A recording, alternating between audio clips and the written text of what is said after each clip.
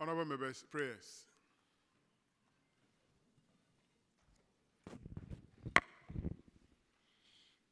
Almighty God, we humbly beseech thee to look with favor upon this Parliament of the Republic of Ghana.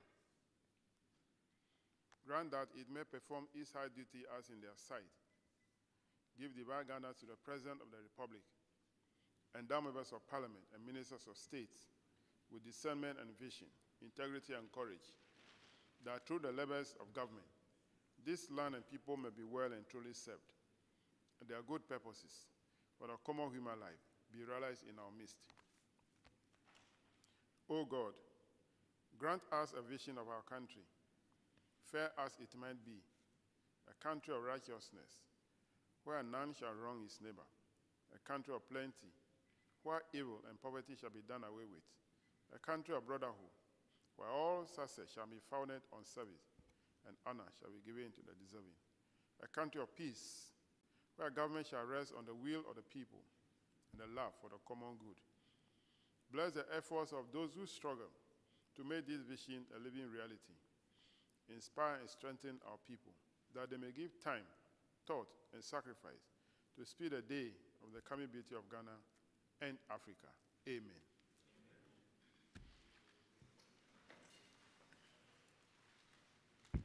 Honorable members, you're welcome to Takoradi, where the committee will be meeting for the next 3 days to consider the report of the Auditor General for 2022. Today, appearing before the committee are the 2 technical universities, that is Takoradi Technical University and Cape Coast Technical University. We are also expecting the colleges of education from the 2 regions, as well as senior high school from the Western region. I want to use the opportunity to welcome you all for coming. The format for today's sitting will start with the introduction of members of the committee and our clerks. After that, we'll start with the colleges of education and the senior high schools. When we finish, before we go to the technical universities. We used to have you first, but today we are changing the formula so that you can also observe the way the secondary schools are also performing. We want you to be with us at least for some time. So you are welcome. Let's start with the introduction from my right. Good morning. My name is Comrade Ibrahim Rutala Mohammed, MP for Tamale Central, a member of the committee. Good morning. My name is Sophia Karina Kwaku, MP for the Miabrobum, and a member of the committee. Thank you. Good morning. I am Peter Yakwachiaka, MP for Memphis Central and a member of the committee. Thank you. Good morning, Chairman. And good morning, everybody. My name is Isaac Yawopoku, MP of Foso South, and a member of the committee. Good morning. My name is Kwesi Boatineje, MP, New Jabe North, and a member of this committee. Grateful, Mr. Chairman. Clement Abasa Pak is my name, MP for Bulsa South, and a member of the committee. Good morning. My name is Samuel Atta Mills, MP for Commander Edina Egua for Abrim, and the Vice Chair of the committee.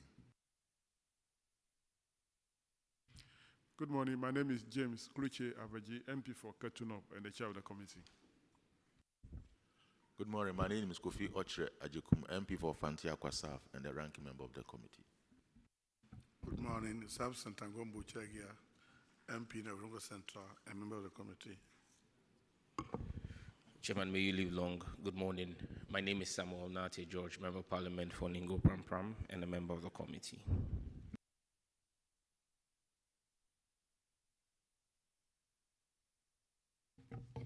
Honorable Chairman Louis Yadombachi, Principal Stand Clerk. Good morning. My name is Joanna Mati, Director, Audit Service. Good morning. My name is Michael Addo, Director of Audit Service. Good morning. My name is John Moza, Assistant Auditor General, Audit Service. Mr. Chairman, my name is Kumsin Alexander, Assistant Auditor General, Audit Service. Good morning. My name is Ajin Evans Kobina, Central Regional Auditor, Audit Service.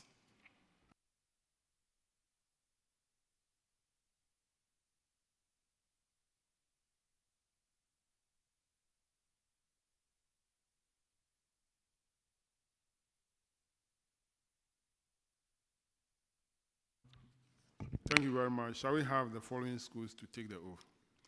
Ola College of Education, SDA Nursing and Midwifery Training College. Are they here?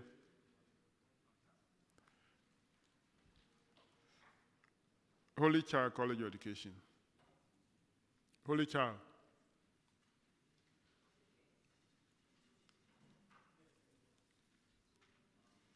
Commander College.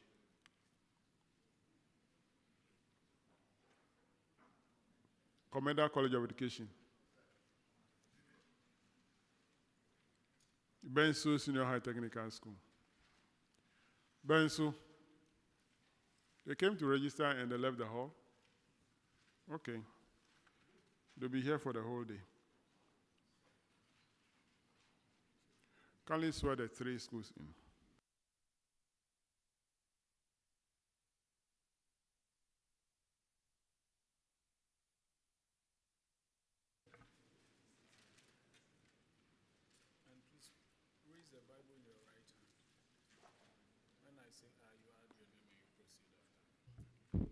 I do in the name of the Almighty God swear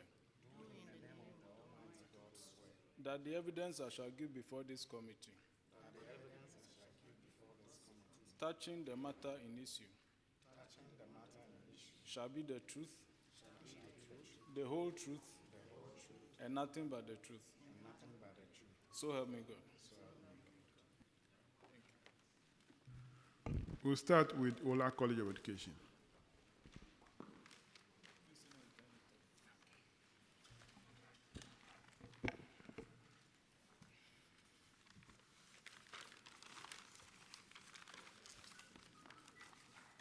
Kindly introduce yourself to the committee. Good morning. Please, I'm Dr. Regina Ochredankwa, Principal of Ola College of Education. Good morning, Mr. Chairman. I'm Abraham Kwame Isel, the college accountant.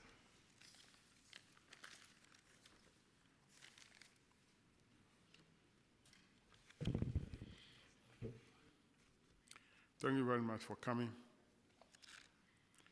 You've been cited in the report, paragraph 221.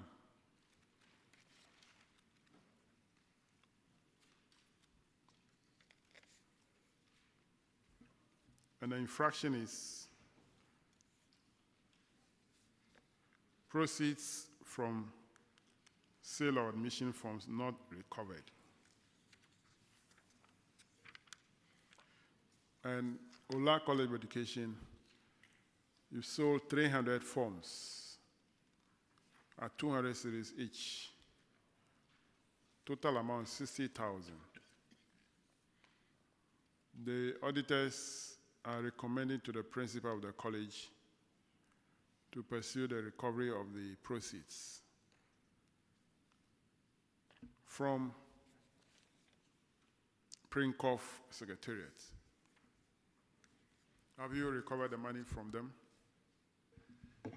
Please, we've not recovered the money.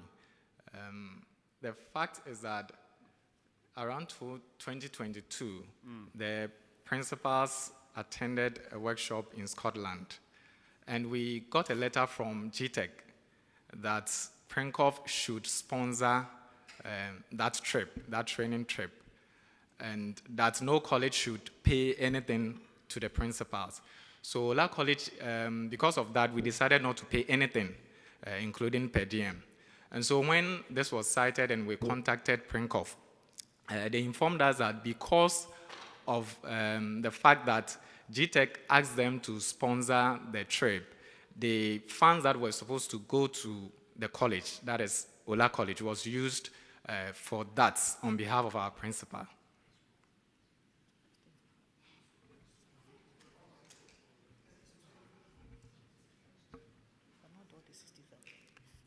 How much was spent on the trip? Thank you so much. The amount given that was remitted was 35,000. And then I think... Remitted from where? The amount that was given to me. To you, okay. Yes, was 35,000 Ghana yes, cedis. Not 60,000. So 35,000 is what covers all your expenditure? That was what I was given. So I didn't come for per diem.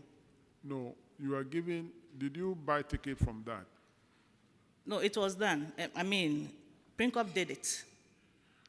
I just want to know if what Prinkov spends, including what was given to you, is up to 60,000. Okay, please. The 60,000 is a gross figure the auditors calculated based on the student we admitted. Yes. So actually, even normally, the Prinkov will not remit the whole amount because it takes some administrative expenses from that. So the 60,000 could not be the whole amount that Prinkov would have remitted to us. How much should they have remitted to you after taking their administrative costs? Okay, for example, the most current remittance was 40,000. That is a 2022-2023 admissions. 40,000. If you mention 40,000, it doesn't give any more information. 40,000 out of what amount? Okay. Thank you, Chair. Please, per the deduction and how it's handled, I don't have preview to it. An amount 35,000 was given as in the travels. So as in how much was taken and how it was done. What I want us to establish is that when you admit a number of students, the form fee per what the auditors capture is 200 Ghana cedis per student. Okay. So assuming that you admit 300 students, that is 60,000. Yes, please. Prinkov collect that money on behalf of the school, isn't it? Yes, please. How much are they supposed to keep and how much are they supposed to remit to the school out of this? Chair, please, that one, I don't have information about. I don't have detailed information on that. It means that you, as a college, do not have any agreement with Prinkov. This arrangement was done by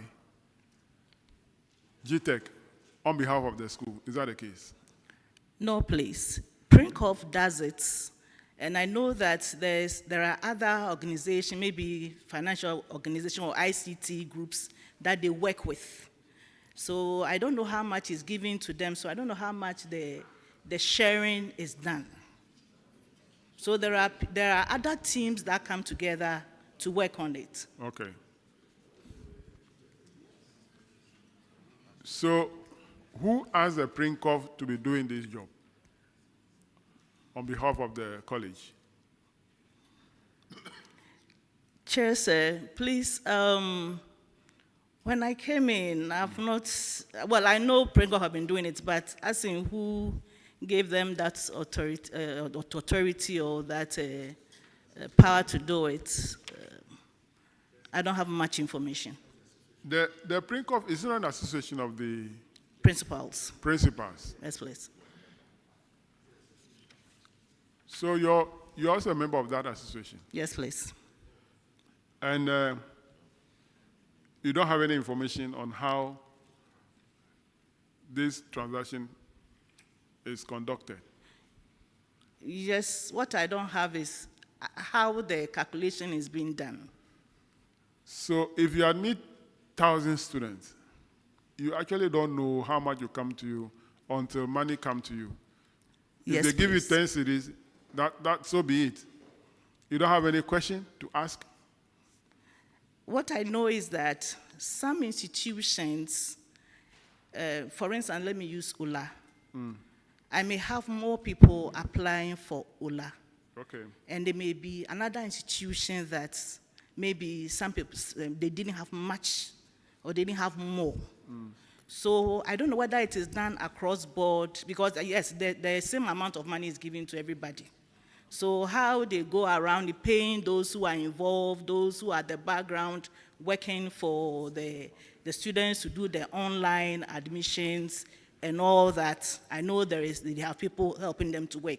But after they finish, how the calculation is done, that one, I know that we are giving the same amount, so I don't ask more. How is the association financed? We pay our capitation dues. We pay dues. Can you explain that one? Yes, sports. We also, that is all that we've been doing. We have dues and then sports. Can we say that the association is not government? It's not a government association, a private? No, it is not government. It's a government association. It's a private? It's the principals that have come together. It's an association of principals? Yes, please. It's not financed by government? They raise their own money through dues that you pay? For now, yes. Maybe I have to do more inquiries, but for now, I know, yes, that's it. Isaac, do you have any information on this? Thank you very much, Chairman. Chairman, I want to find out the previous academic year, how many forms were sold?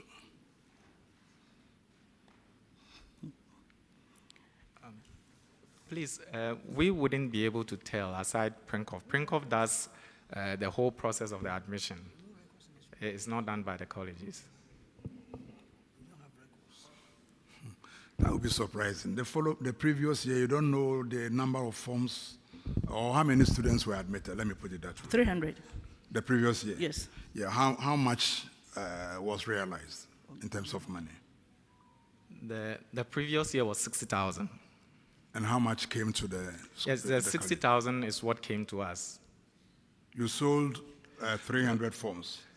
Please, we don't sell the forms. The Prinkov does that, so we wouldn't be able to tell the number of forms that was sold. We only, for example, we get a quota from the government that we should admit 300 students. So we go on a platform and admit the 300 students. So the previous year, you admitted 300 students? Yes. And the issue in contention here is also 300 students? Yes, please. So I presume that, the amount would be averagely the same or similar. So how much was remitted to the school the previous year? Okay.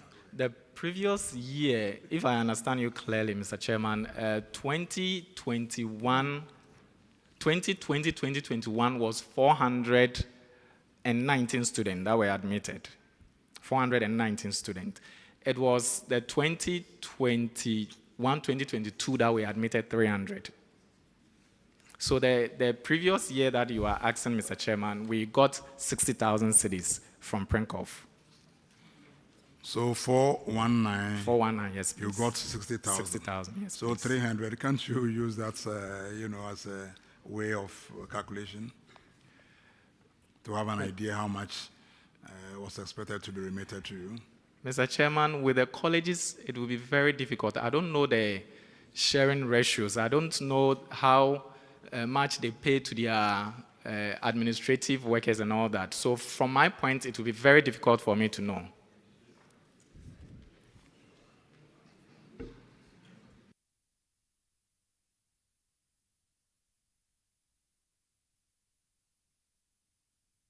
Yes, Principal. You are a member of the Prinkov, eh? Yes, please. Are you an executive of the Prinkov? No, please. And is it not possible for you to collect your own forms or sell your own forms. What benefit are you deriving from this Prinkoff arrangement? Thank you, sir. Please, maybe from now, I will have to do more investigation. Yes, I'll finish with that part of the question. My second question is, are you deriving any benefit from this Prinkoff arrangement as compared to you yourself selling your own forms and accounting for it? Are you deriving any benefit from it? Thank you, sir. So per what I have said previously, it means I need to understand before I would have to say I don't agree or I want to do my own. I need to understand what goes on at the background, how much, who and who should come in as a team to support me to do, how much am I going to pay to each team or each group. Then I can come to a conclusion that I want to do it on my own. Vice Chairman. Thank you very much. Madam, I must confess, this is the first time I'm hearing about Prinkoff.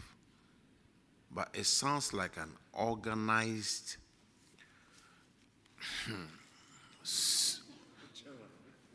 secret. Let me stop here. But whatever it is, you are a member. You are a member. And if you don't know what they are doing, if there's a problem, you are part of it. How do you get yourself out? If you're a member of a group, you don't know what they are doing, you don't know how things go on. This sounds too organized to me. Thank you, sir. Honorable Mutala. Thank you. Mr. Chairman, if you look at paragraph 223, the auditor says that the anomaly occurred because the colleges are not involved in the sale of forms or distribution of proceeds realized. And this can deprive the institutions of funds to meet their operational costs. Now, the question is, selling forms is one thing, but the quota you admit is another. Who determines the number of students you should admit a year? Is it Prinkoff or is Government of Ghana? Please, it's Ministry of Education. Fantastic. So why would a different body, which indeed is not government, determines to you how many forms you sell, how the proceeds you get from the forms are going to be distributed? So they can tell you that sell 10,000 forms, when in actual fact you can only admit 200 students. So you sell 10,000 forms to would-be students, make a lot of money, when they know that the quota you are given by the Ministry of Education is just 200. How democratic is this process? Yes, sir. Please, I understand you perfectly. And per the information or per the questions I'm receiving now, it means I have to do more. Madam, you are the principal, doctor. Yes, please. Sorry. Amount of money you sold forms. The total amount of money you got from the forms was 60,000. Don't you think that it will be appropriate you know that this is the percentage? Because one of your response, you said that depending on the schools, you may sell 300 forms, another school will sell 500 forms. Don't you think that the association, as which you are a member, should be able to come out with a percentage that every school, what will be remitted will be this percentage to each school. So it doesn't matter how many forms each school sells. If I sell 300 forms, another school sells 500 forms, the 500 forms you sold, a percentage will be calculated out of it, which will be remitted to you. Don't you think that that would have been appropriate? Yes, please. But in this case, you are saying you do not know. You don't know how much is going to be given to you. The association decides how much they give to the institution. Yes, please. When in actual fact, the cost of even training students are not going to be borne by the association. Yes, please. Why is it so? And why don't you raise an issue as the principal of the school? They just determine to you this how much you are given to you. You take it without even asking any question. Please, and I understand you perfectly. And as I said, more questions should be asked, which I'm going to do. Honorable Apak, the last person. Thank you, Chairman. Mine is more of a proposal. It's clear that Prinkoff wouldn't be able to do this without authorization from GTEC. And GTEC is the agency under the ministry responsible for tertiary education. So whilst the questions are legitimate and have thrown up a lot of issues, I think we should consider asking GTEC why GTEC gave approval to Prinkoff to sell the application forms to the students without considering the information that should go to the schools to allow them to also monitor, to have a fair idea of what should be coming to them. Because it's entirely possible that 1,000 students may apply for Ola versus maybe 200 students applying for St. John Bosco's. In that case, why and what is the formula for the disbursements? So I think GTEC should be the appropriate body that we should be asking, because the principals would be constrained with regards to what they know and how it is being done. So I would suggest that we will have an opportunity to engage GTEC. We pose this issue to GTEC and get better clarification. All right. Madam Principal. Yes, please. How many of you did a foreign travel? Almost all the principals. I would say almost. We are 46. 46 colleges of education? Yes, please. In Ghana? In the whole country? No, the public ones. The public ones, yes. And then I know 1 or 2 people did not show up. So that's what I'm saying, almost. Where did you travel to? We went to Scotland. To do what? We went for a training. Training? Yes, please. Training in what? We went to study on a lean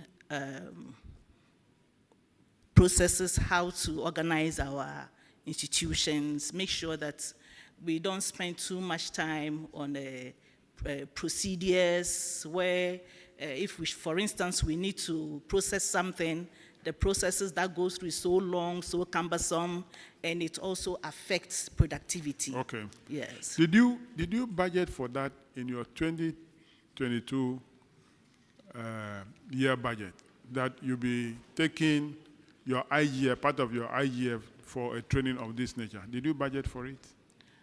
Yes, I think that I have something for international travels. You have something for international travel? Yes, do you have something like that? Accountant, tell us, did you budget for it? For that year, I think that is the reason why GTEC asked Prinkoff to sponsor it, because when I took over, I realized there was nothing there of that sort, a budget line of that sort for 2022, because that was the same year, middle of 2022, that I took over as an accountant. So what I want to establish is that the school itself did not budget for any foreign travel or a program of this nature, but Prinkoff forced it on the school to do. And your IGF that you raised through sale of forms is now used to take care of this travel. We can say that that is misapplication of funds. Auditors can even cite you for misapplication because there is no budget line for it.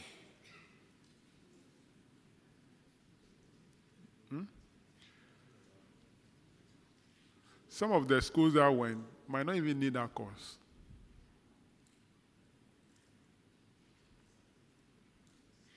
Now, they gave you 35,000. Did you buy a ticket from that 35,000? Or Prinkoff bought the ticket for you? Yes, Prinkoff did all the processes. So what about the hotel bills? They did all the processes. Everything was done. done. They pay for everything? Everything was done. But the 35,000 they gave to you is your per diem? Yes. Okay. So, which means that the total cost of your travel to Scotland is more than the 35,000. It's more than. If you add the air tickets, if you add accommodation or whatever, everything to it, it's more than the 35,000. Because 35,000 is only one aspect, which is a per diem. Sometimes, but if you get to know the total cost involved, it might even be more than the 60,000. Because 25,000 tickets and accommodation will be more than 35,000. How many days did you spend in Scotland? We spent 5 days. 5 days. That is the program itself. So the travel time. We spent around 7 So to 8 we assume days. that the hotel bill covers 5 nights or 6 nights. And that alone plus the ticket will be more than 25,000 Ghana cedis. But arrangement is not good. Clark, take note, we need to comment on this and make our recommendation. The point you made, we still do not know whether there was a third party internationally that also contributed in financing this particular training. We do not know. So that's an assumption you're making. No, that's why I'm saying that we do not know. That's what I would want The fact before us is what we are discussing. We don't want to introduce anything new. The fact is that she received 35,000.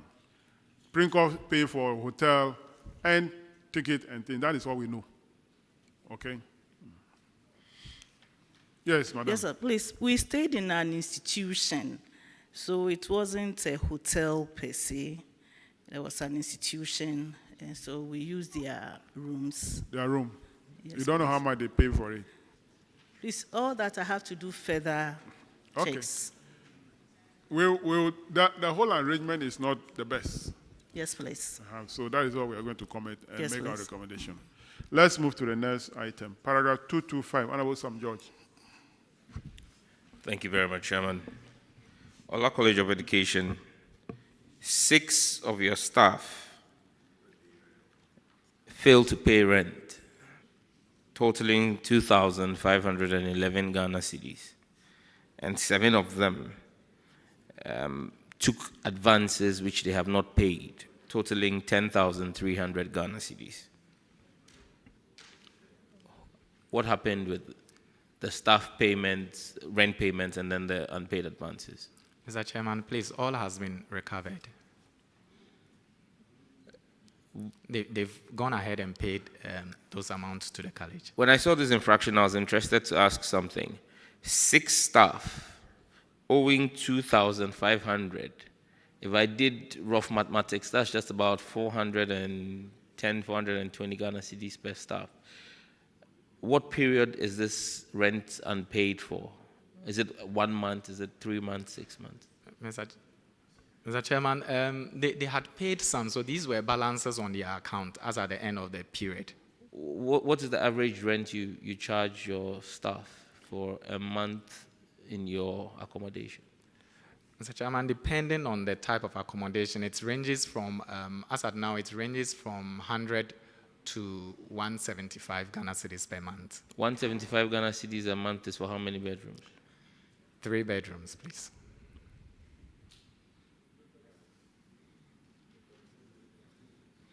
Yeah, but Chairman, if we had 175 cedis as rent as MPs, if we had accommodation where we pay 175 Ghana cedis, would have But been this very is good. not Accra. This is Cape Coast. We have MPs who come from Cape Coast. the Vice Chairman would have been happy to pay rent because he's a Central Region MP. But all the monies have been recovered. Yes, please, Mr. Chairman. Post the audit. Yes, please, Mr. Have you shown evidence of same to the auditors? Auditors, can you confirm? Honorable Chair, the outstanding rent and the advances have since been paid. Thank you. All right. Chairman, once it's been paid, yeah. Thank you very much. Let's move to paragraph 251, non-payment of social security contribution. Ola College of Education, you have not paid tier 2 to Glyco for 14 staff, amounting to 3,511.20. Have you paid the amount to Glyco? Yes, please, Mr. Chairman, we've done that. Auditors, can you confirm? Honorable Chair, they've paid. Thank you. All right, let's move to the last item 4. Last item for Ola College of Education, paragraph 286.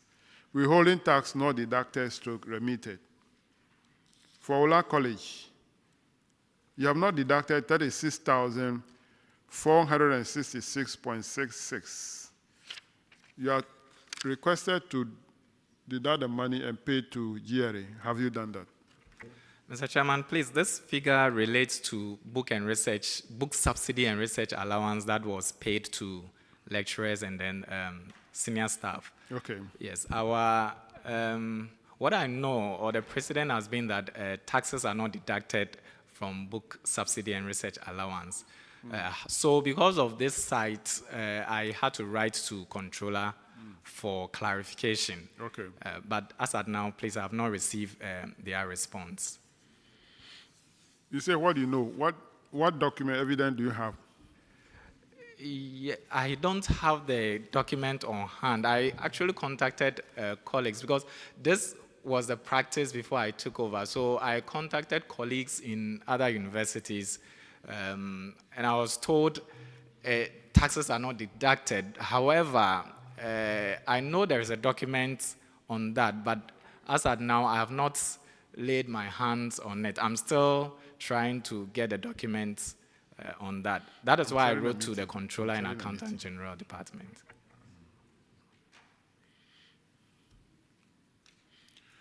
I think we met a similar situation in Sunyani,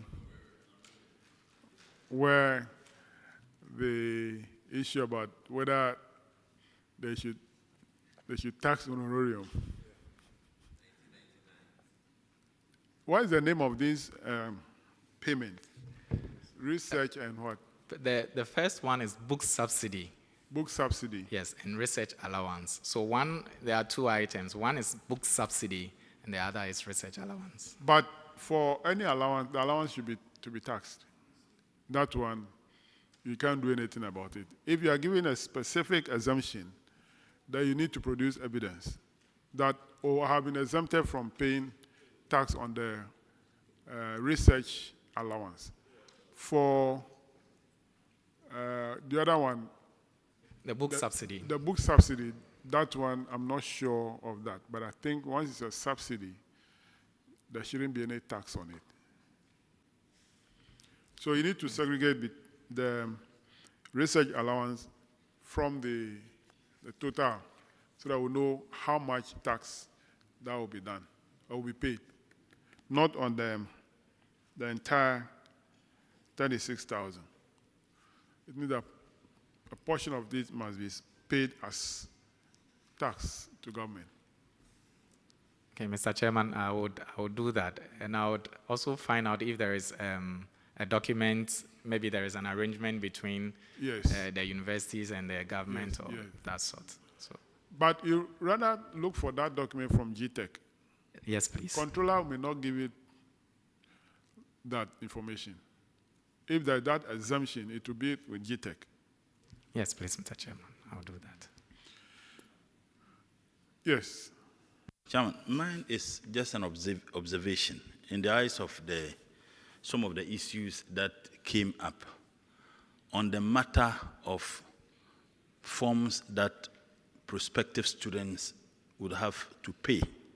And as the people representative, I think we have a moral duty and a responsibility to see how we can check that. In other jurisdictions, you go online, download the form, and apply.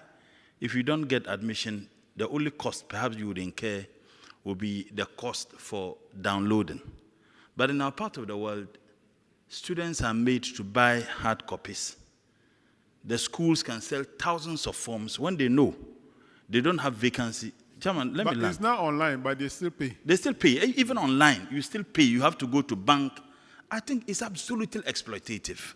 And it is just unacceptable that you sell about 1,000, 2,000 forms when you know you have only 200 vacancies or 300 vacancies. It's exploitation. It's exploitation. And it's, in fact, and in some of the institutions, and I'll give a classical example, one of the nursing training colleges, apart from paying and downloading the form, you pay a non-refundable fee of 100 Ghana cedis for you to be invited to attend an interview. I think we have a duty. All those victims are people we represent. We must find a way to stop this. When in other jurisdictions they don't do that, I see it as a syndicate by educational institutions to exploit the already desperate and frustrated young people who are looking for the opportunity to be admitted into institutions. I think this thing ought to stop. And we must find a way, as the people representative in our report, to legislate to ensure that institutions do not have a carte blanche where they think they must make money from desperate students who want to be admitted into such institutions. Okay, we've got your point. That'll be all for Ola College of Education. But Madam, let me say this, that the way that the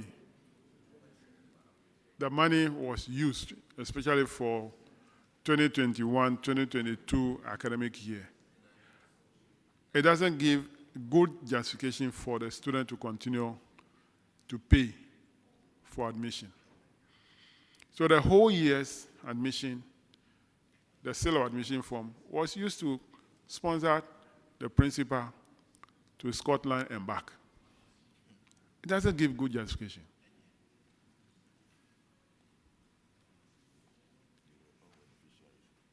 It means that you don't actually need the money to do any other work on campus.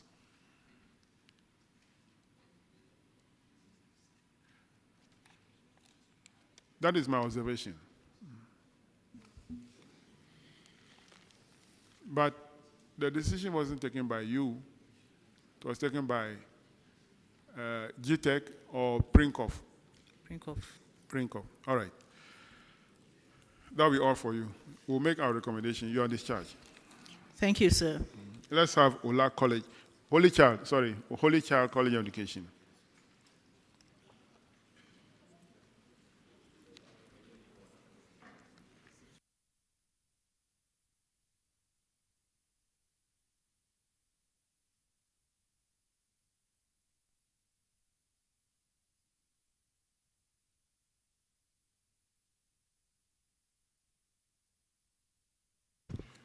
Kindly introduce yourself to the committee. It is Winifred Ansan Hughes, Vice Principal. I'm George Mbaweni, College Finance Officer.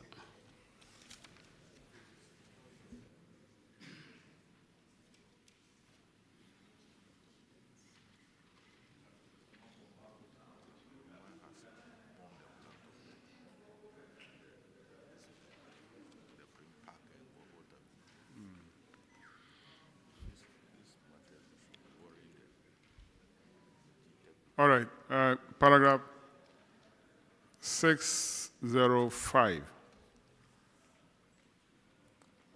Honorable Park, take it. Grateful, Mr. Chairman. Holy Child, you were not able to provide documentation to support some payment vouchers that you raised. According to the auditors, there was a matter to do with refunded expenses. The amount was 4,500. You were not able to provide details and a basis for the said refunded amount. Have you found any evidence to support and to justify the 4,500 amount you refunded? Yes, we did. The fact of the matter is that we actually refunded 4,500 to a member of staff who actually took her personal money to renovate a bungalow that was allocated to her. And so when the auditors came, they said that, and she duly acknowledged, she signed to acknowledge receipt of that 4,500, but traveled for 2 weeks and she brought the invoice and the receipt to authenticate that transaction. Very well. Auditors, have you seen the receipts to justify the refund made by the institution to the staff member? Honorable Chair, after the audit, they were able to provide the necessary receipts to substantiate the expenditure. Thank you. Chairman, the matter has been resolved. That will be all for Holy Child, your discharge. Commander, College of Education. Commander.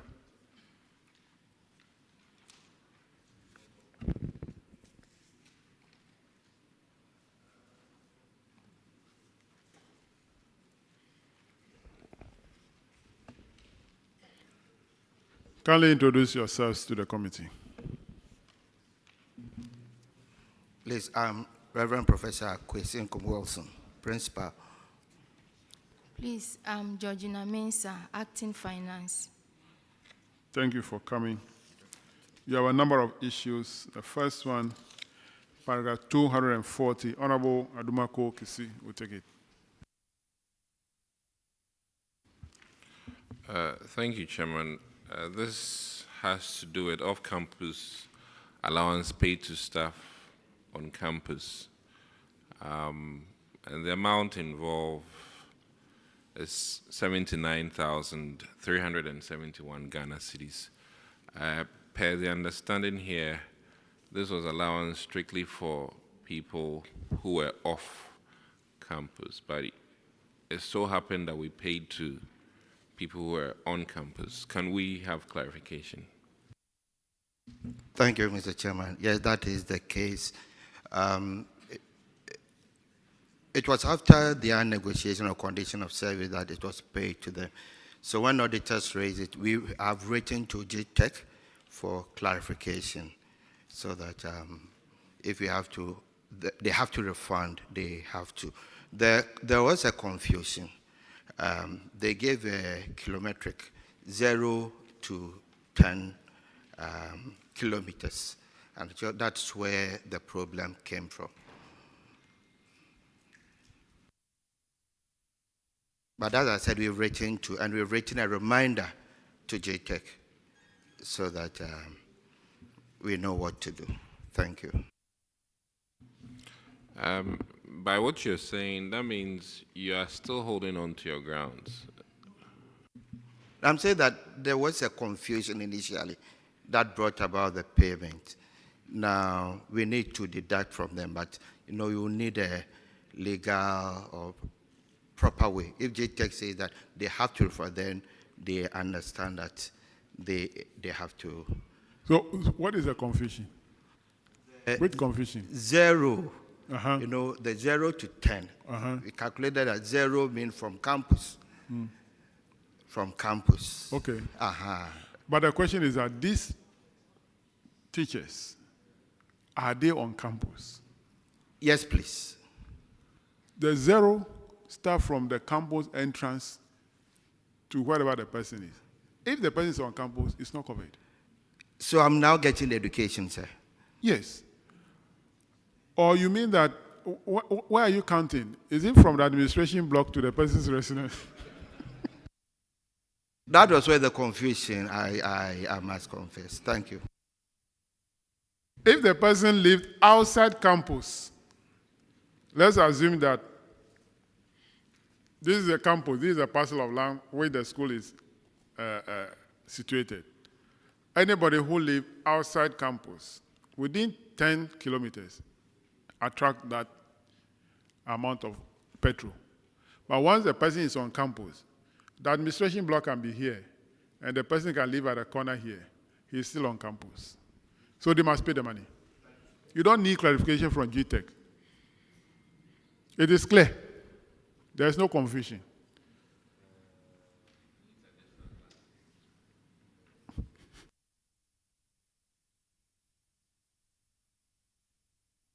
So just in addition to what Chairman has added, have we already sent letters to GTEC for clarification? 2 letters, sir. Yes, I'm just making my case. And did they respond, please? Not yet, sir. Okay, so by virtue of what we've done today, I'm assuming that we just go back to the recommendation of the auditors, and they are supposed to, but Chairman will give us the timeline. They are supposed to make the payment. Are you still paying them the allowances after this audit finding? No. Are they complaining? No, sir. If they have a legitimate entitlement, they would have complained. Do you understand? They have to refund the money. I will give you, how long do you think it will take them to pay? Between 6 months and... 6 months? Yes, please. How many staff are involved here?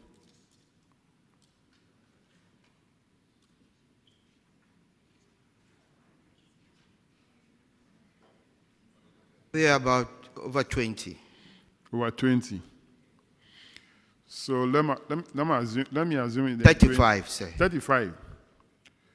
So averagely 79,000, or let me say 80,000, divided by 35. So averagely one person is taking 2,200 or 2,300. 6 months is not too long. It's too long. They should be able to pay within 3 months. This divided by 3, averagely 800 Ghana cedis a month. Why? A whole lecturer. Huh? Yeah, please have mercy on us. They are on campus. They are on campus. They are not buying fuel to go outside. That's a different thing.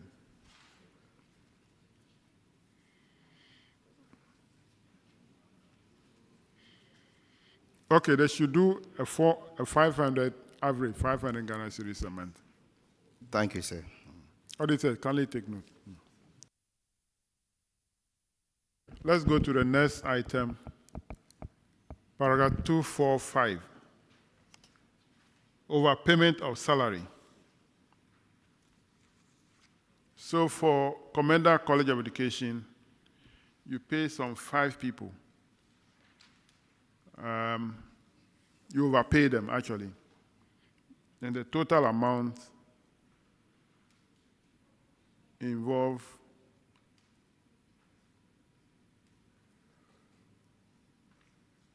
auditors, kindly come to my aid. The total amount you indicated, oh, okay, there's another school involved, that is why, okay. So for Comboni College of Education, the total amount is 4,772.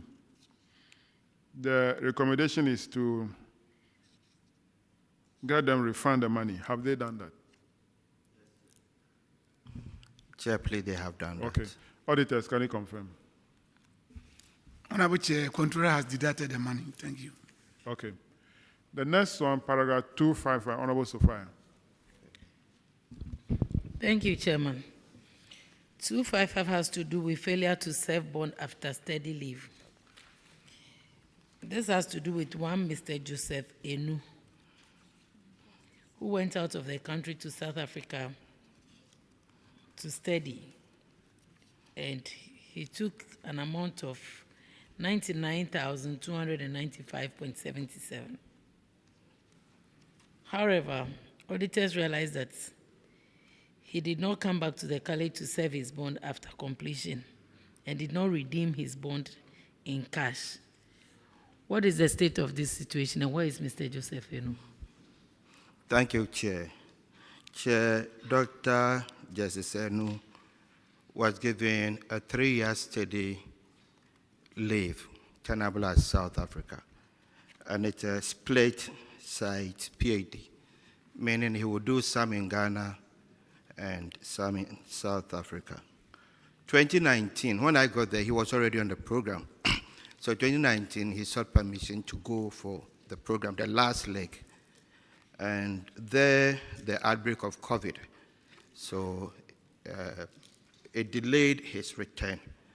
However, he came back and he had not graduated. He came to start teaching. In between, he graduated, and just 1 month, he tendered his resignation. I must say that I rejected the resignation because he has a contract with us. Then later, I got to know that he's been employed at KNUST. So I wrote to JTech and KNUST that he is on bond at Comboni College. I must say that KNUST didn't respond. JTech also wrote a follow-up to KNUST, and there was no response. I further wrote to KNUST Vice Chancellor, and we've still not heard anything from them. Thank you. Chairman, please, I refer this on to you because he did his best. Is he still at the KNUST teaching? Well, as far as I know, he left to KNUST. And I have all the correspondence. No, he left KNUST or he's No, there? I said he left Commander to KNUST, and that's where I know he must be. All right. I think that the purpose of study leave with pay is for the teacher to acquire additional knowledge and come back and impact that knowledge. If he had left Commander College of Education to a private school, it would have been a different situation. But this is government to government. We met a similar situation in Sunyani, where a lecturer left Sunyani Technical University to UNEL. And then the decision was that once it's a government to government, we're not going to ask him to refund the money. Do you want to challenge my ruling? Okay, go ahead. Seeking your guidance. Who am I? I don't have a number. Whom am I? Mr. Chairman, I think that there's a moral conundrum here. The institution gave the person the opportunity to upgrade himself to come and serve that institution. Even though he has moved from one state institution to another, but it's a betrayal of trust. Because that institution gave the person the opportunity, conscious of the fact that he's going to upgrade himself and come back to serve that institution. Now, having been equipped with this knowledge and then upgradement, if you like, the person decides to go to a different school. For me, the arrogance of KNUST, in fact, it's one of my institutions. I did my first master's in KNUST, but the arrogance with which the KNUST, and if the vice chancellor and the school are watching, unfortunately, a former student of that school, you wrote to them, they refused to respond. You have GTech writing to them, they refused to respond. You subsequently wrote to them, they refused to respond. I think that some of these things ought to stop. So that decision, not to ask the person to pay, I think is a mistake. Pay the money to that institution, because that institution affords you the opportunity to go and upgrade yourself. And sometimes, as teachers, I'm a teacher myself, when we do this, frankly speaking, it doesn't speak well of us. So I think that, Mr. Chairman, the earlier decision, I can't challenge your decision, but I think that morally, it is wrong for anybody to do that. Because the last point, you deny others the opportunity, same opportunity to be given to other tutors or lecturers in the school. Because with this experience, assuming there is another lecturer in the school who wants to upgrade himself, they'll be hesitant in giving such a lecturer the opportunity to do so. I think it's not the right thing. Okay, thank you very much. You're talking about moral issue. Do you have any information on Yes, this? please. Chair, the colleges of education have just been upgraded to tertiary institution. Yeah. And almost in my college, I have about 9 or 10 on a PhD program. Okay. Sad to say that the universities are to mentor us, and they are picking all our PhD students. So we are always at class 1. We are not growing.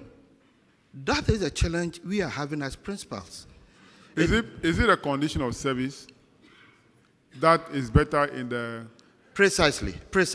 So we should look at how we can better the condition of service of your school as well. Well, because if you don't do that, they will always poach them.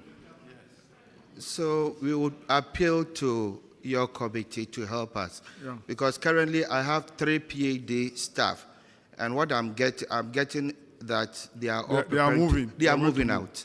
Yeah, it's a condition. So we need to recommend that your school is also considered. Once it's also a tertiary institution, they should also be paid similar, if not similar. The difference should not be anything that should encourage movement.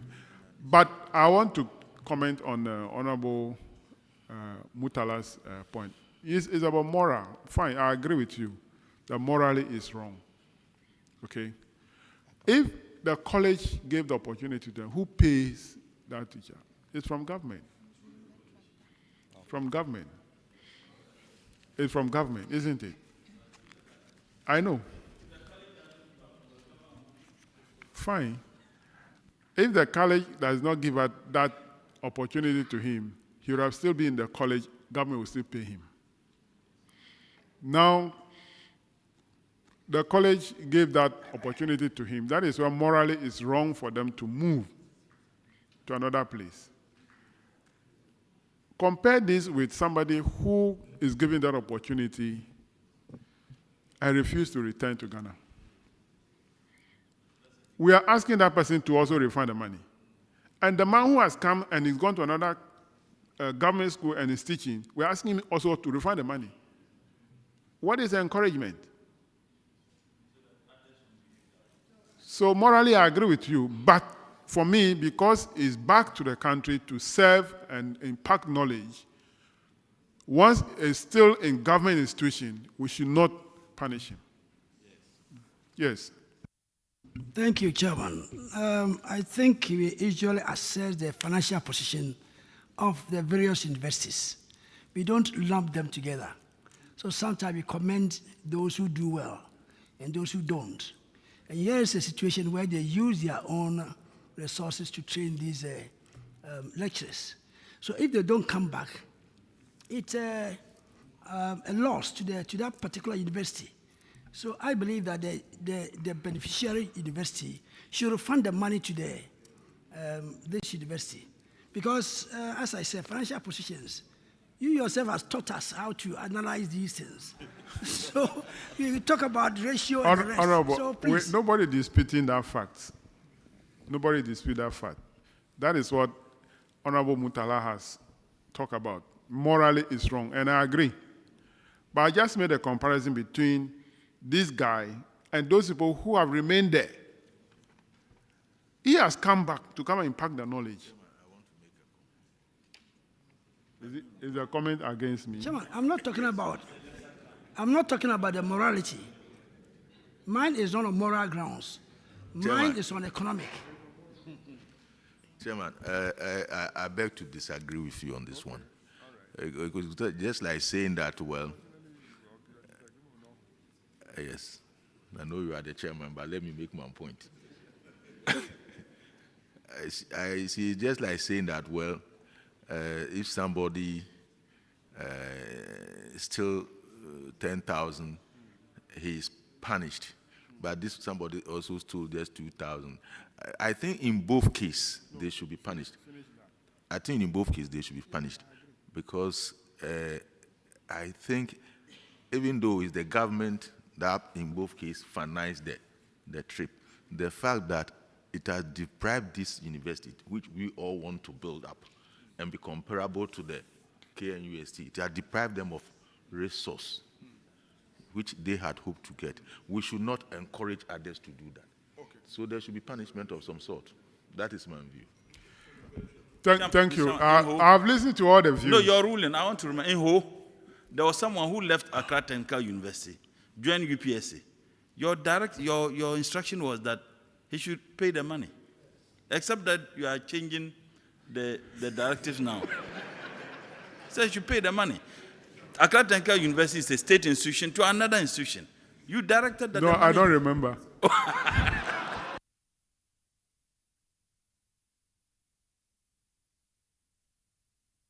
Yes. Thank you very much, Chairman. You see, if you look at the issue, you have people who are trained to be teachers. After training college, they leave to other institutions and they are working. You have people who are trained to be medical doctors.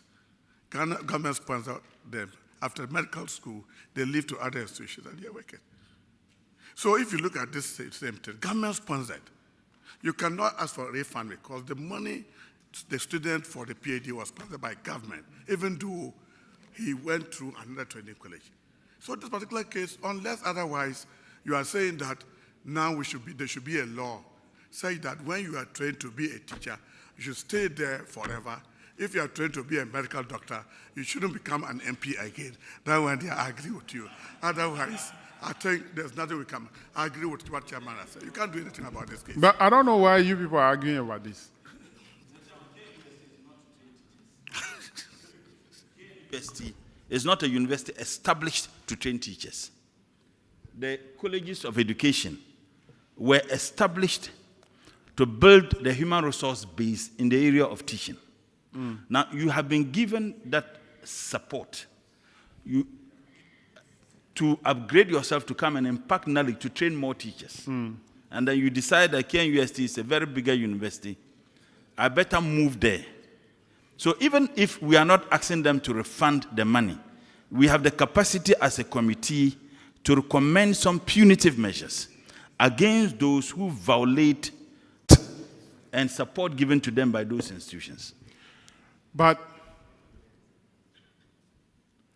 if he's trained to train teachers, yet KNUST needed his service, it means that it is not everybody who is trained to be a teacher can only remain in that profession without doing any other work.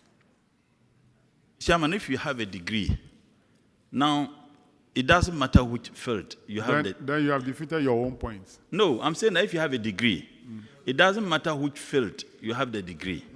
We have teachers, the same committee, this committee, who have decided to leave the teaching field, then move to other state institutions, district assemblies, and then you recommended that they should be made to refund the monies that they spend in training them.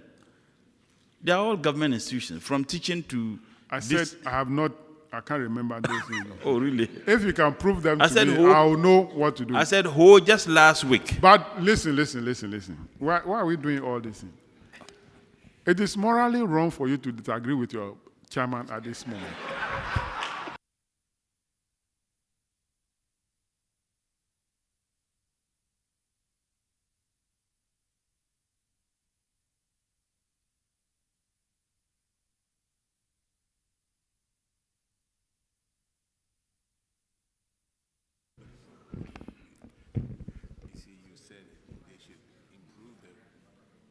So, Clark, take note. We'll have to recommend for condition of service for colleges of education also to be improved.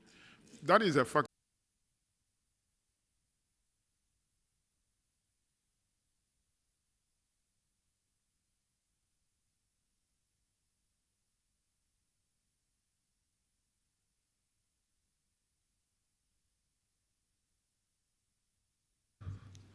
Undelivered equipment.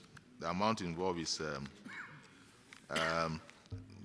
36,000. We noted that Comboni College paid an amount of 375,000 to the Ministry of Agriculture for delivery of a tractor and its accessories.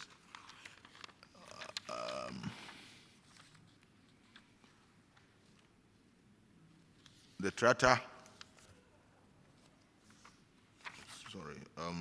our verification revealed that a component of 5-ton trailer of the tractor costing 36,000 included in the specification order was not delivered. And auditors are recommending that the money should be refunded to the college in the absence of the equipment.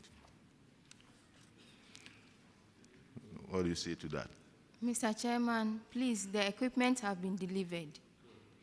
Auditors, can you confirm the equipment has been delivered now? Honorable Chair, the equipment has since been delivered and they are using it. Thank you. Chairman. Thank you very much. That will be all for Comboni College of Education. You are discharged. Thank you, sir. Now let's have the following universities to take the oath: Cape Coast University and Takoradi University.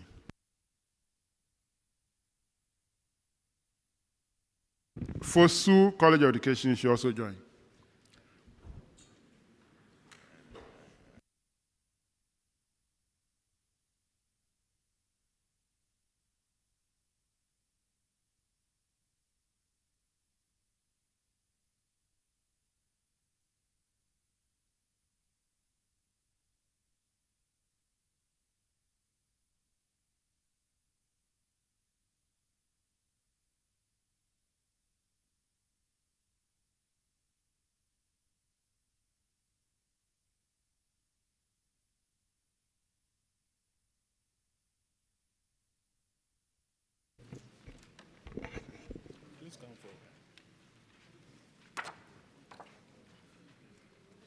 The Bible in your right hand.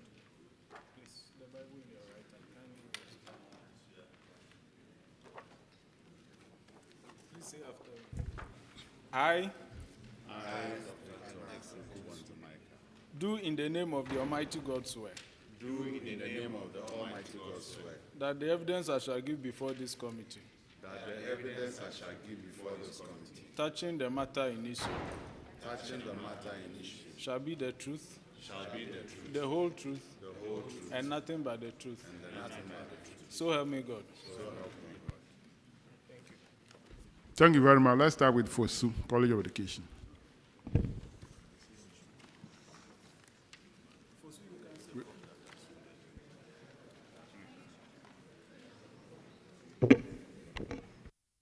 Kindly introduce yourself to the committee.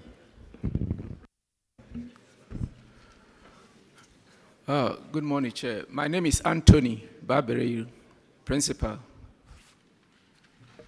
Honorable Chair, my name is Kwabna Ampaben Cheme, College Finance Officer.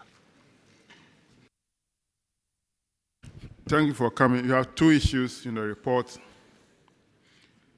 The first one, paragraph 221, the same proceeds from sale or admission forms not accounted or recovered. You have admitted 1,447 students,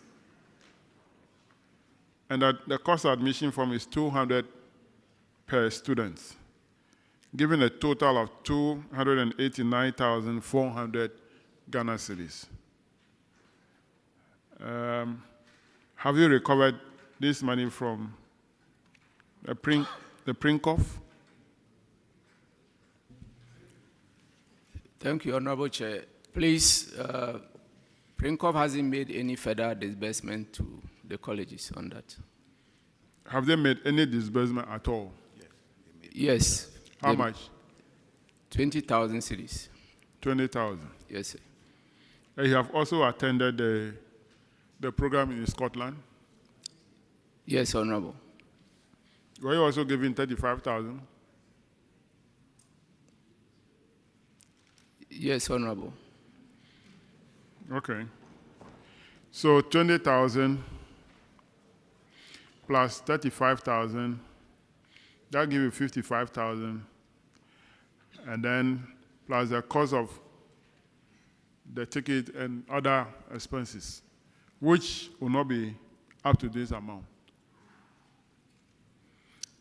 Okay, thank you, Honorable. Did you make this known to them, that there is more money to be recovered from the Prinkoff? Did you make it known to them? Yes, Honorable. We made it known to the auditors, but Prinkoff hasn't given any promise that to disburse any further monies. Did you contact them after the audit finding? That Yes. is what the auditors are saying. Yes, Honorable Chair. And what did the Prinkoff say? So the Prinkoff runs a common or centralized online application platform. Okay. And there are two companies that run the platform for us. They are paid from the proceeds. And then WAIC also validates all the results of the applicants. And then the charges are also charged against the same proceeds. Then a lot of Prinkoff activities like meetings, workshops, etc., they are all financed from the proceeds. So at the end, the money that is left for disbursement to the colleges is far, far below the amounts realized from the sale of the forms.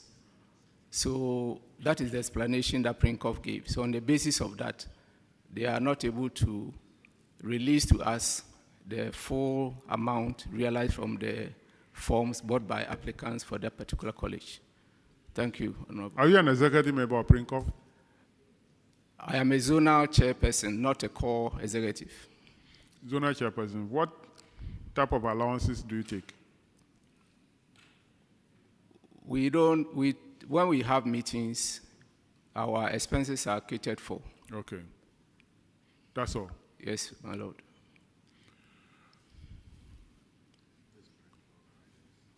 Is the account of Prinkoff audited? You're a zonal rep. Is the accounts of Prinkoff, do they prepare accounts and are they audited? Financial statements are presented to members annually. Is it an audited financial statement? I'm not a core executive, so I don't know whether external auditors. Don't you attend annual meetings? I do, Honorable. And they don't explain all these issues to the members? Honorable Chair, what I know is that account statements are presented to us, but as to whether they are audited externally or not, I do not know, sir. That's all you should know. We need to know these facts. Look, this money is government money. Sale of student forms is government money. Yes, Honorable. So, in fact, even Auditor General should be auditing them. It shouldn't even be a private auditor. Auditor General should audit. In fact, this is an information that even, I'm sure you are not even aware. All of us are not aware. I'm also not aware. That Prinkoff collect these monies on behalf of the schools, use the money, decide how much to send to the schools. The accounts must be audited.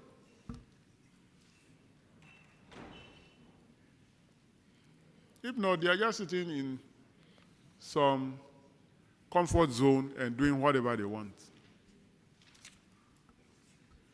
You have admitted 1,447 students.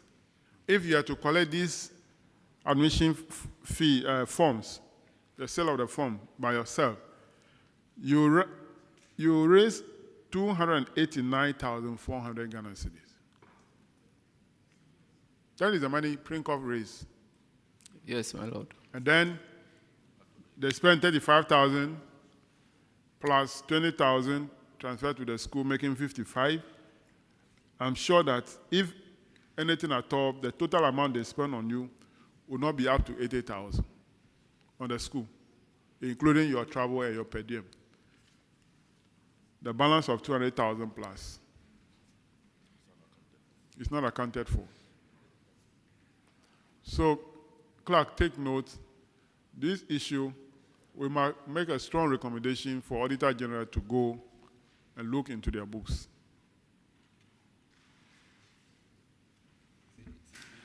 Well noted, Chairman. Thank you, Honorable.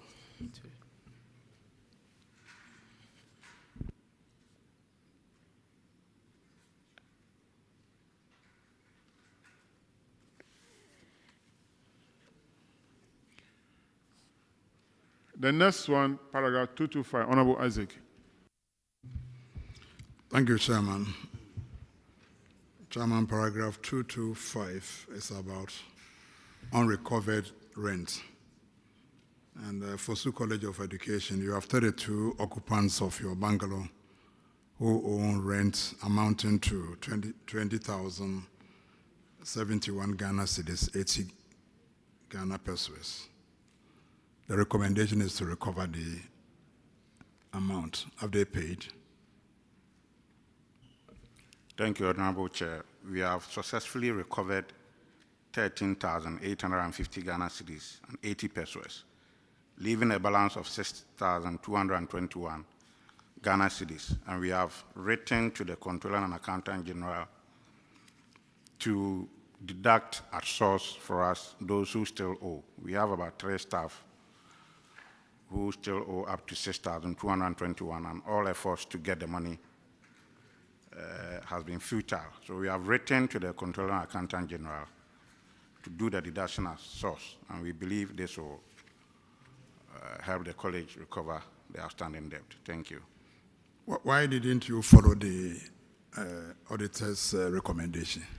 Please, we did. The outstanding amount was 20,000, and like I mentioned, no, you didn't. You didn't. Look at the recommendation under paragraph 228. The recommendation is that you should take necessary action, including obtaining standing orders from the defaulters to their banks for monthly repayments. Yes, Honorable Chair, some of these staff operate savings account. Initially, usually the practice is to get post-dated checks, but those who operate savings account, it's difficult to do that. So we believe the best course of action is to let the controller deduct at source. That is because we don't control the salaries, and we don't see how we can write to an employee's banker to effect a payment to the college without the consent of the employee. How? I don't understand. When the defaulters, the occupants have failed to pay, and you are asking the banks, you are giving standing orders to the banks to make monthly deductions. What is the difficulty about this? Honorable, they cannot give standing orders to the bank. It's the account holder, who is the employee, he must give the standing order to the bank. Oh, all right. Okay, so auditors, are you able to confirm the recoveries so far, that 13,000 plus has been recovered? Honorable Chair, an amount of 13,850.80 has since been recovered, leaving a balance of 6,221. So, Chairman, that's where we are. How about the current rents? Are they paying that one? Yes, Mr. Chairman, they are paying. It's just there are a few staff who occasionally default, and the accumulated amount is what we have written to the controller about, to the data source, and we believe that will curtail the non-payments.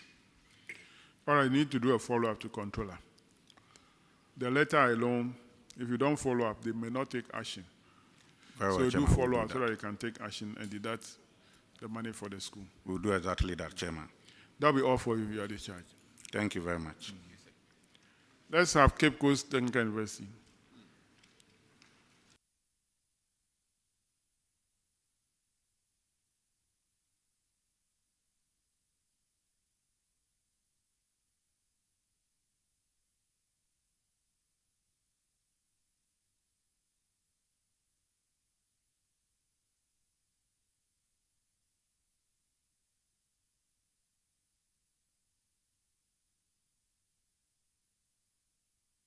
Kindly introduce yourself to the committee.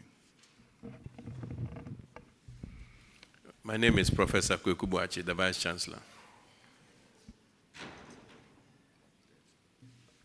I'm Dr. Anthony Heclus Texan, the Registrar.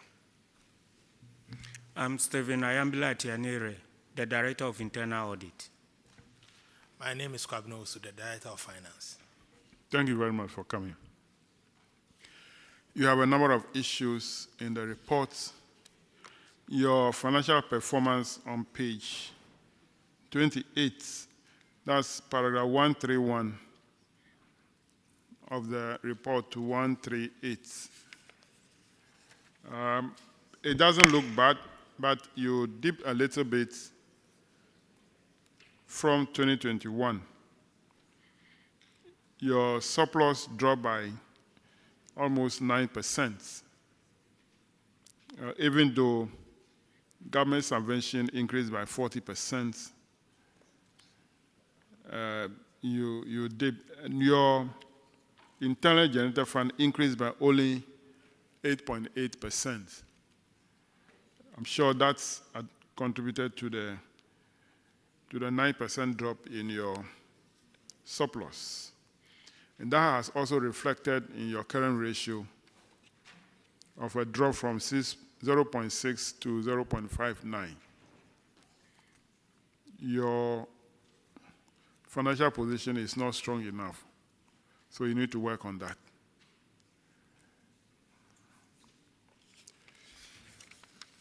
Let's move on to paragraph 139, ranking.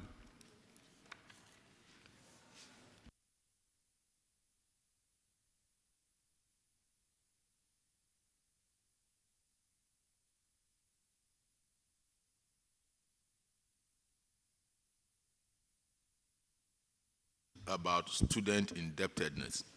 The amount involved is 85,132 cedis. Have you been able to collect the money? Yes, Mr. Chairman, we've recovered all the total amount. You've recovered the total amount? Yes, Mr. Chairman. Auditors, can you confirm this one? Yes, Mr. Chairman, we can confirm the recovery of 485,131.84. Thank you. What is your current indebtedness? We currently have a bit of debtors because we are still running. The academic year has not ended. And we have a policy of 50-50 payment.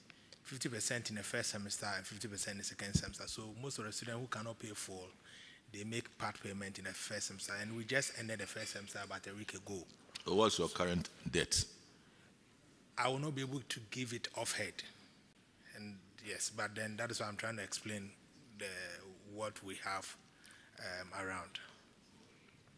But is it going down? Is your indebtedness going down or is it going up? That's what I want to find out. Mr. Chairman, we are almost always around similar figures. Okay.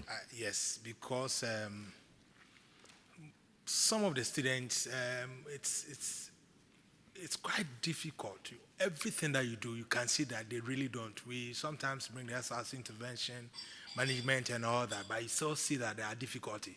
And as human as we are, when we have those people, the Vice Chancellor and his team will find a way of going around it so that even though they owe, we also don't deprive them of the need to get education, and then we let them go through. But the following year, when they come, they are able to pay, and then we continue. Thank you. Okay, Chairman.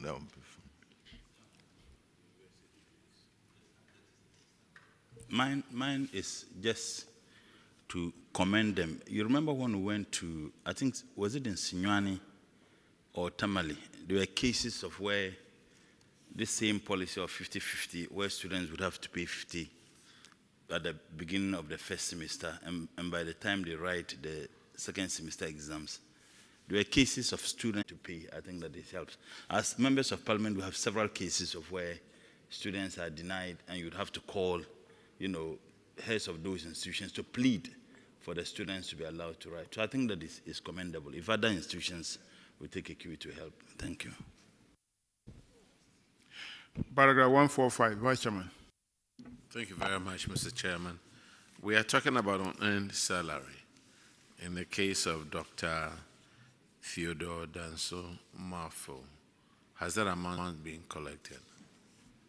Yes, Mr. Chairman, the total amount has been recovered and paid to government chest. Thank you. Can the auditors confirm that, please?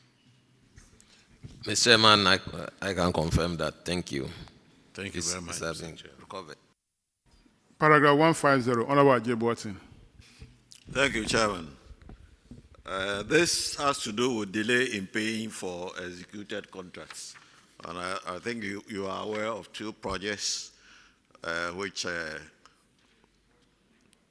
were being funded by GET Fund.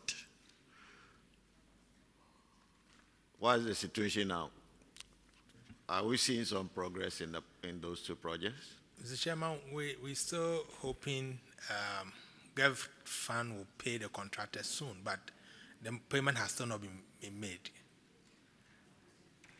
So since the last time, nothing much has happened there. Yes, Mr. Chairman. Our Director of Works has been following up, but yes, still, the information we have is that the contractor is still waiting for his payment to be made. What happened to the team that was set up on the advice of the Governing Council to engage the fund?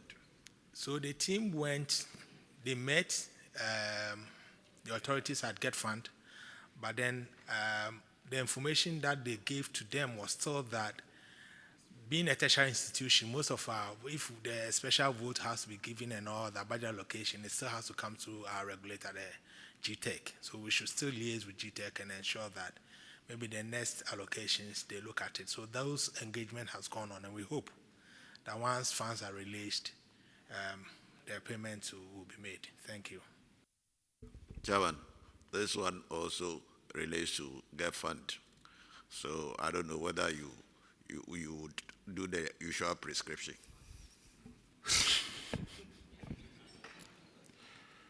I don't know of that usual prescription, but what I know is that GEF Fund is supposed to complete all delayed or abandoned projects this year, because in approving the formula for the year 2024, they have made a provision, an allocation in the formula which Parliament has approved.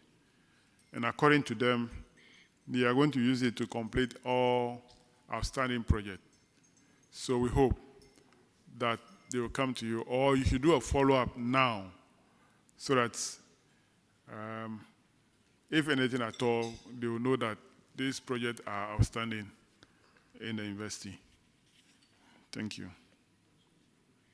The last one for Cape Coast Technical University is on the absence of land title certificates. According to the auditors, the 98.29 acres of land on which the school occupied. Now, this land was acquired in 1978 by the government through Executive Instrument 305/79. The Director of Works and Fiscal Development indicated to the committee, the audit team, that non-payment of compensation to landowners accounted for the inability of the school to register the land. So the auditors have recommended that the Vice Chancellor, together with the Director of Works and Fiscal Development, should liaise with the Ministry of Education through GTEC to ensure appropriate compensations are paid to the landowners in order to obtain legal title to the property. Have you taken any action on this? Mr. Chairman, yes, we have.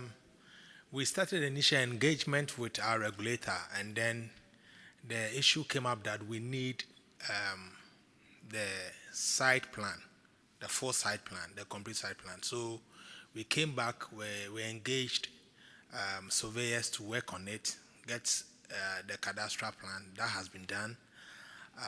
When the main surveyor or the registered surveyor who has to sign the cadastral plan, when we sent to him, he said he wants to be sure that there are no other encroachment on the land. So he wants us to go to Lands Commission and do a search. We've gone to Lands Commission, we've written to them with a copy of that cadastral plan, and that's what we are waiting. So once Lands Commission clears us through the normal search, then we'll get back to him. Once he signs, then we'll go through the process through the regulator to the ministry so that the various compensation that has to be paid can be paid. Thank you. Are the auditors aware of these processes? Yes, Mr. Chairman, we've given them the documents, the documentation that we've done with. Auditors, can you confirm that action is being taken on this? Mr. Chairman, we are aware of the letter that was sent to the Lands Commission. Thank you. When did you send that letter? Date? I think we wrote to them last year, November, but then we got a feedback this year around February. Okay. And then we wrote back to them with the cadastral plan for the search. All right. Yes. So you just need to do a follow-up. Yes, Mr. Chairman. All right, that'll be all for you. You are discharged. Thank you, Mr. Chairman. Takoradi Technical University.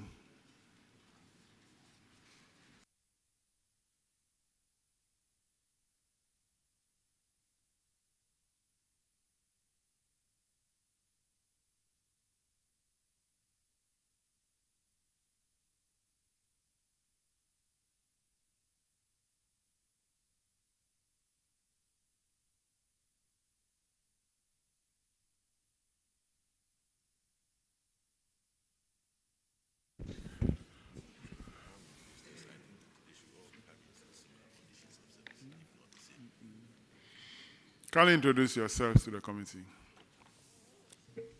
Professor Victor Kwekubonzemaika, the Pro-Vice Chancellor. I'm standing in for the Vice Chancellor. Okay. Dr. Multiple, Moses McLean Abnori, the Registrar of the University. Elizabeth Obin, Director of Internal Audit. Engineer Philip Kwao, Director of Works and Fiscal Development. Ahimfu Gabriel Sam, Director of Finance. Okay, thank you very much for coming. Your surplus for the year increased by 230%.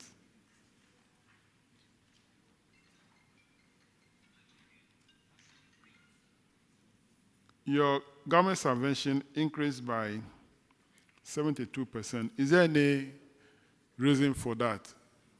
That your government subvention should increase by almost 73%. What happened in that year, 2022? Thank you, Mr. Chair.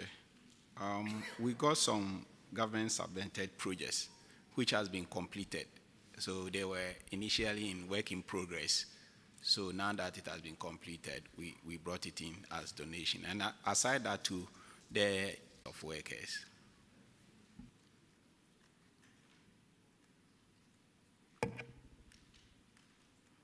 Are those projects GET fund projects? Yes, please. Do they usually give the money to the university for you to pay, or they pay directly from their office? There are occasions where the money is given to us, and there are occasions where they pay the contractors direct, depending on the documentations that were done. So the one you're referring to, the money were paid to the university? No, please. But because it's a, the accounting treatment, basically. Yeah, because the project has been completed, the two-legged approach, so definitely. So did you make any payment out of that? No, have they made any payment on behalf of the school in the year 2022 for you to also capture in your reports? Yes, 2022 we received some payments. So some contractors whom we pre-financed, we deducted as well. But I think some substantial payments were also made to the contractors direct, which we don't actually have that documentation. No, I want to understand your accounting treatment. You claim that you have not received the money. Yes. But because of accounting treatment, you need to capture it as being received as part of your government subvention. Yeah. The same way, the payment made by the GET fund directly to the contractor must also be captured here. If you are capturing at the revenue portion, you must capture it at the expenditure portion to cancel it. This was in the form of asset. Yes. Yeah. So the asset side was captured. And then as we capture the revenue and then we depreciate the asset over a period, that goes into the expenditure side. But the cash transaction, because it didn't pass through our books, we couldn't capture that because it will be bank and then when you pay it goes. But if it is routed outside our books, then that won't even come in at all, Mr. Chair. If you capture it in the asset side, that will be in the financial position, that financial, the balance sheets. It is the same time and expenditure. Yeah, Mr. Chair. You know, because it's a asset, the expenditure will flow over time. So you have to also capture the revenue side, and then the expenditure will come and cancel it, like you rightly said. But I'm not seeing that transaction in the expenditure side, unless you capture it under goods and services. Yeah, no, the expenditure side basically will be depreciation, which will take some time. So let's say it's a building, that's about 25, 50 years this thing. But there are two treatments by IAS. Okay. Tell me. You know, we can go by the, how do you call it? The long-term approach, where you capture all the assets, and then you depreciate, and then it comes. Yes. Or you can capture and then clear it straight away. So you capture and then donation, and then you then take it off totally. Which of them are you doing here? Sorry, we are going by the gradual approach. Sir. Gradual approach. Yeah.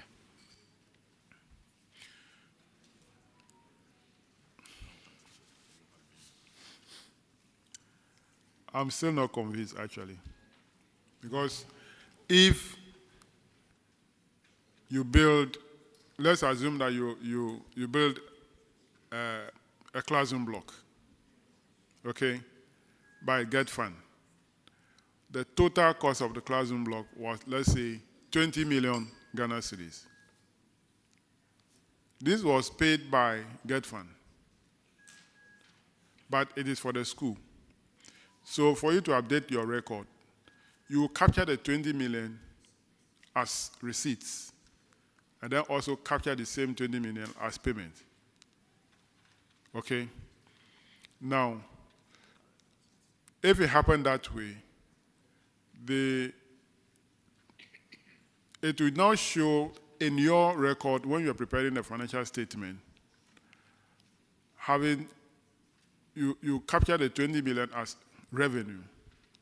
But if you are using the reducing balance method or depreciation method in bits, it means that you will not capture the entire 20 million as an expenditure in the year it was paid. But you rather debit your asset account as building, and you depreciate it over a period of time. Is that what you have done in this regard? Okay. So we can say that you are not using the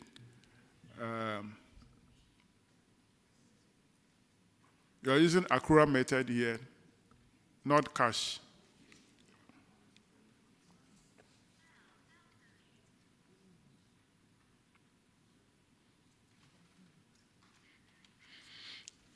But it's not reflecting in your current ratio.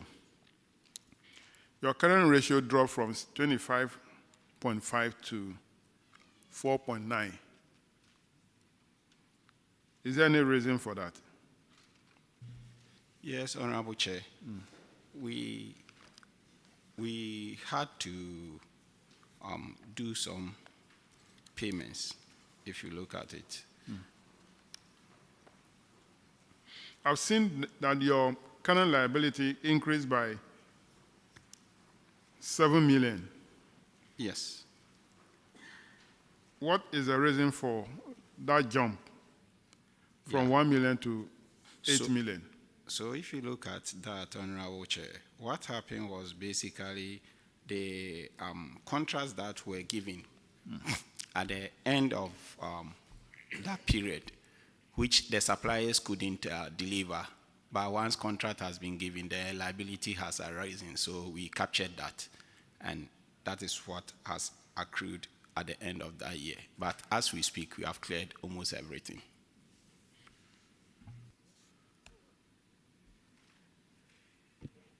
All right, let's move on to paragraph 333. Honorable Apak. Thank you, Mr. Chairman. And Provost, welcome. The matter in question has been titled Irregularities on Public-Private Partnership Arrangement. The auditors have spent quite some ink to deal with this matter. So it's a bit complicated. Pay attention so we can deal with it expeditiously. Apparently, you entered into a public-private partnership agreement with a company known as Construct Pro Innovation Limited, CPI, without approval from the Minister for Finance and Parliament. That is the first issue. According to the auditors, this was for the construction of a 3,250 bed capacity student hostel on university land. And they make the following findings in terms of the specific issues with regards to this agreement. The first one is that you sign without obtaining approval from the Minister for Finance and Parliament. The second one is that the contractor failed to complete the project within the construction period of 12 months from the commencement date, and that only 64 rooms have been completed as at the time of the audit. The third issue is that CPI was expected to pay an annual fee of 100,000 Ghana cedis for the first 5 years to the university from the date of occupancy. This, according to the auditors, is not also being done, although 38 students were occupying 19 of the completed rooms. The fourth issue is that there is no certification from the Ifia Kwesimintin Municipal Assembly for the hostel. And the final issue is that the university has guaranteed occupancy of the facility. However, the agreement did not indicate the basis for charging the students per room. These are the charges brought against you. So, have you subsequently obtained clearance from the Minister for Finance and Parliament? Thank you, Honorable Chair. Please, we have written a reminder to the Minister to give the necessary approval, but we have not received any feedback yet. When did you put in this letter to the Minister? Because this is a 2022 report, and we are in 2024. That effect. Okay. Now, the second issue is that the contractor failed to complete the project on time. And yet it looks like you are holding your end of the bargain. What is the current state of the project? Yes, thank you, Honorable Chair. The contractor failed to complete the project as stated, and the University Council and management had several meetings with him, and it was his reason was financing. He was getting some financing from gifts, but eventually I think he got it, and the long and short is that gifts have now come in to stop the project due to, I think, some disagreement between the contractor and gifts. So the project has stalled? Yes, please. GIFS is saying that they are doing a bit of other things to check on that, so they wrote to us not to allow students to occupy, and that they are seeking to take over the project or something based on the financial agreements which the contractor might not have.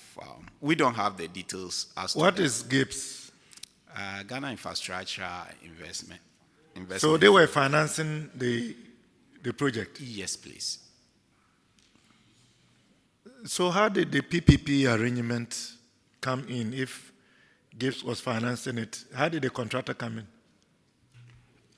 GIPS doesn't deal direct. With the institution? Yes. So Yes, Honorable Chair. Because all these problems wouldn't have come up. Parliament would have scrutinized it and asked you so many questions. Who is behind the funding of this project? Minister of Finance would have done it. Now you've gone to create a monster. You want us to come and remove it. Bye.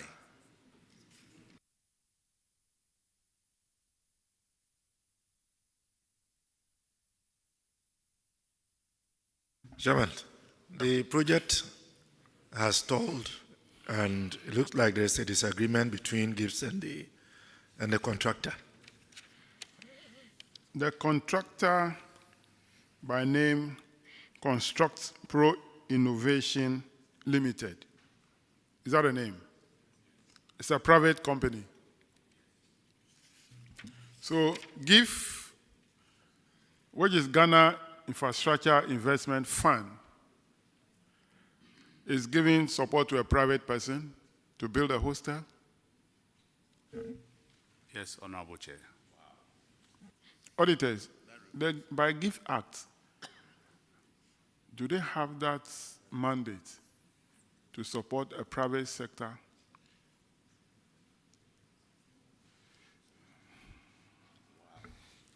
Mr. Chairman, because it's a PPP arrangement, government is supposed to, have its skin in the project as well as the partner, okay, who should be the private, person. Thank you. Because it's a PPP arrangement. Thank you, Mr.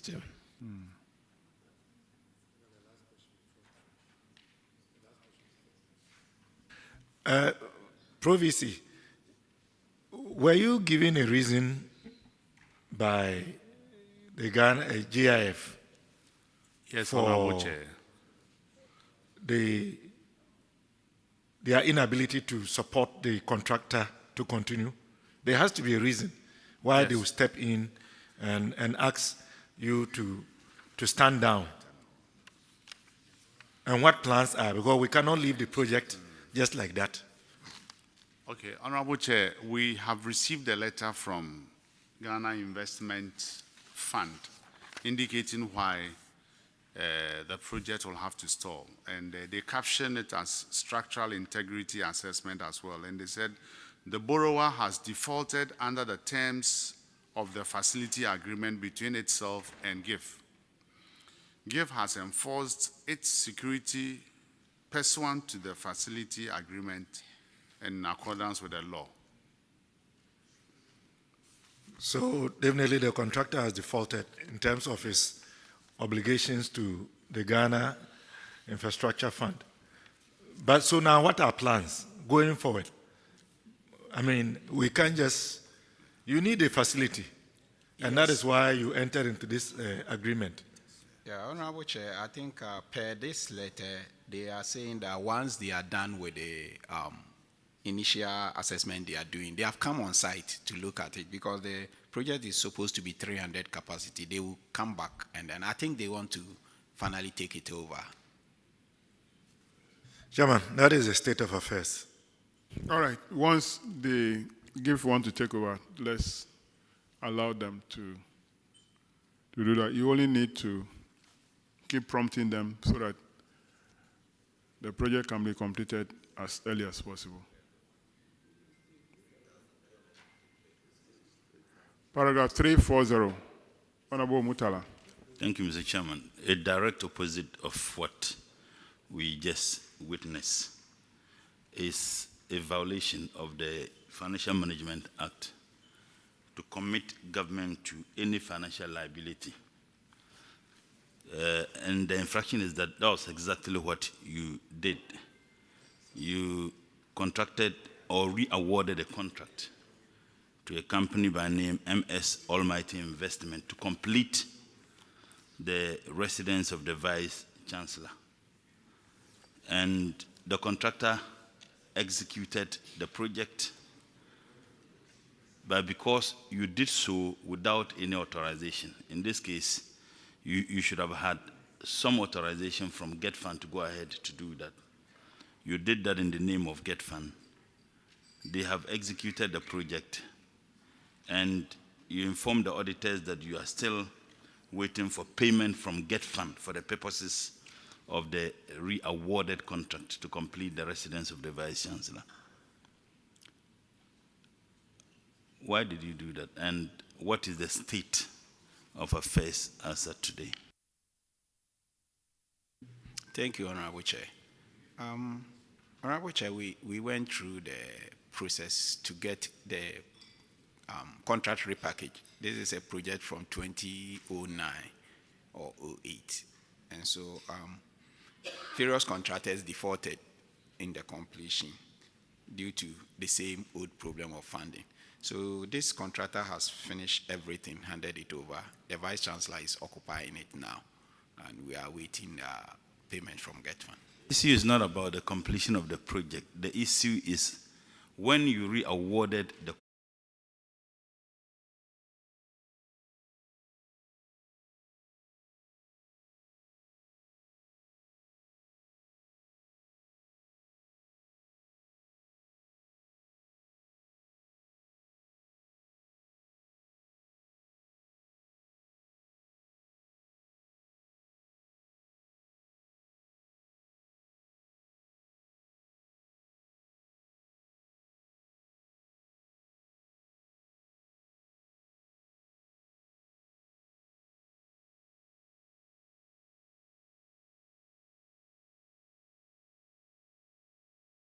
No, I'm just talking about this specific project. You said they were informed. You see, you don't spend money which is in the pockets of another person. You don't do that. The law is very clear. You inform them, you ought to have had approval from them, because that is what the auditors have identified.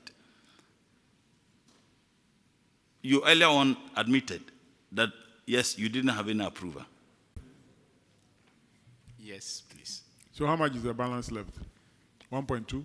Yes, it's about 1,247,643 Ghana cedis. So you still haven't gotten feedback from? No, the balance left is about 700 and something. So the balance is deduction of the total amount of money. So it should be a little over 700,000. That is so if you take 533,000 from 1.2, you come to around 700 and something. Yes, please. So if GetFund is not able to do it, then you have to continue to use your IGF to pay. Okay. Because the contractor must be paid.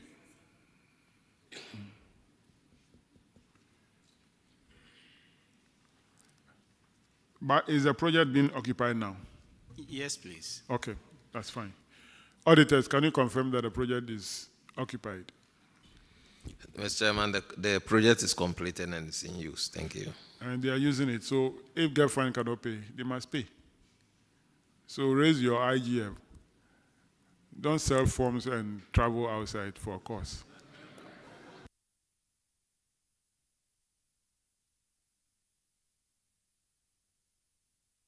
All right, let's go on to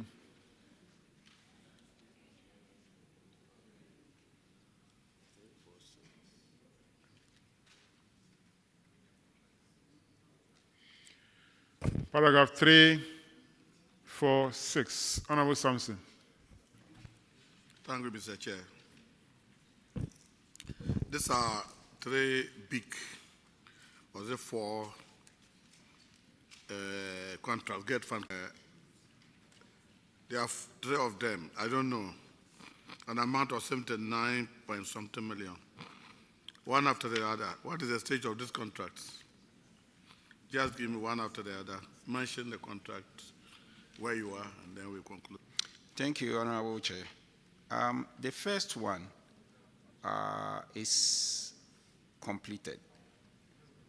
In fact, as at when this work was done, it was left with a generator and fixing of the lift, which has been done and completed. And then the second one, contractor is on site.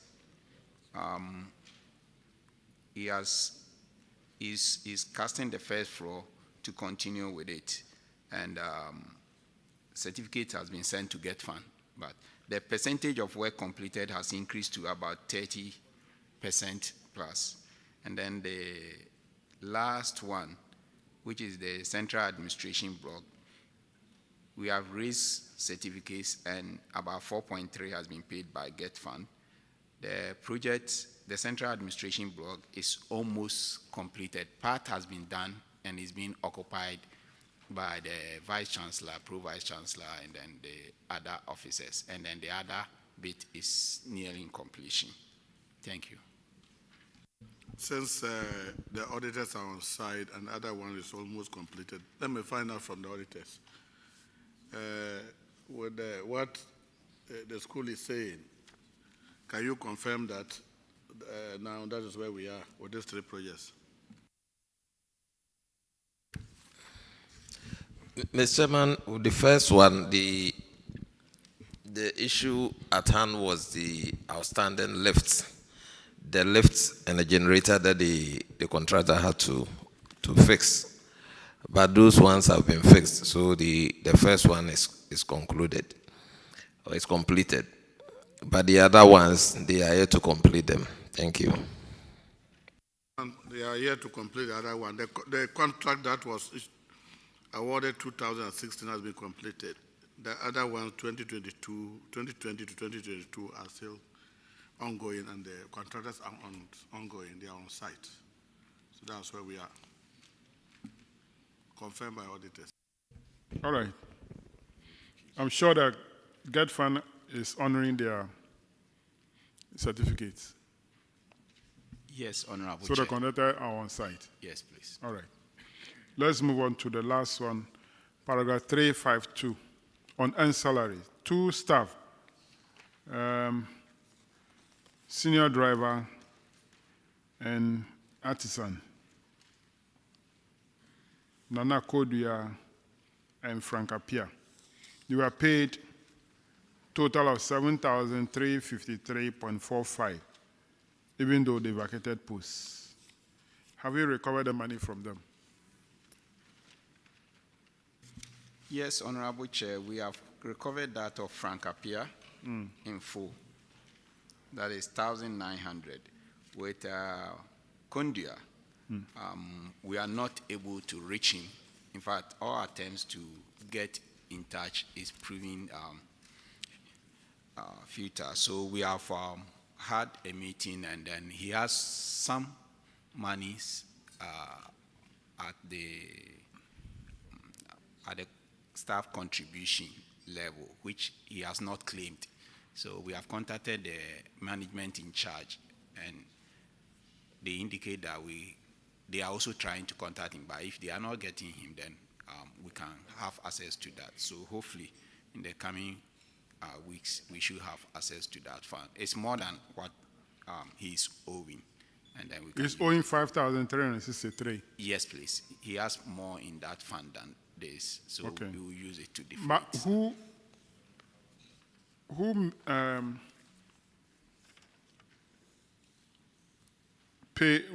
actually certified him for being at work before payment were being made for a total of 7 months?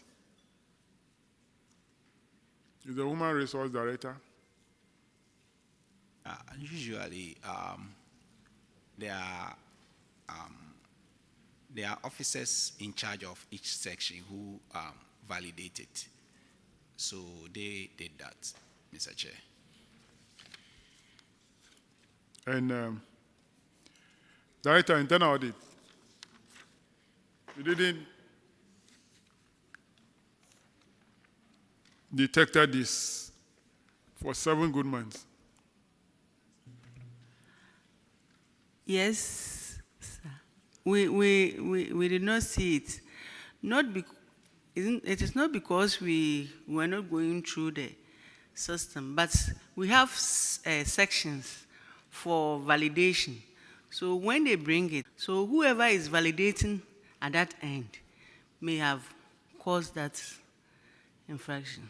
So you depend on the validation conducted by the heads of those sections? Yes, yes. You don't have any mechanism to cross-check if what those people are doing are right or not?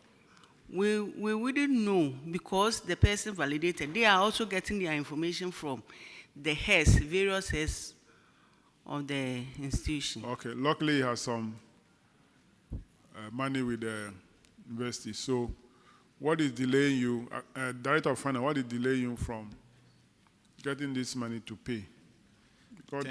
Thank you, Honorable Chair. In fact, when we raised the issue, we were cross-checking some of the regulations that they had concerning those funds. So eventually, the legal officer of the university gave his opinion on that, because we were making an attempt to get him to give us the consent. But once we were not getting him, we contacted the legal office. So they had to go through their documents to look at it and then give us opinion on that before we proceed, sir. So you've given a clean opinion that you can proceed? Yes, please. All right. Auditors, can you confirm that that of Frank Appiah has been recovered? Mr. Chairman, that of Frank Appiah has been recovered. As the amount is 1,990 cedis. Okay. 7 pesos. Thank you. All right, so go ahead and recover that of Nana Kodria from his entitlement with the university. Thank you, Honorable Chair. That will be all for you. You are discharged. Thank you very much, Honorable Chair. Now let's have the following schools to come forward. Koforidua Agric Senior High, come forward to take the oath. Shama Senior High Technical.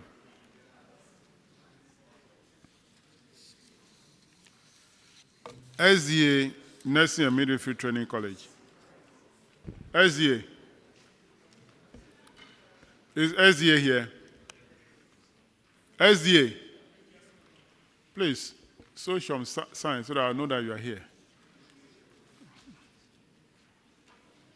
Manso Senior High Technical.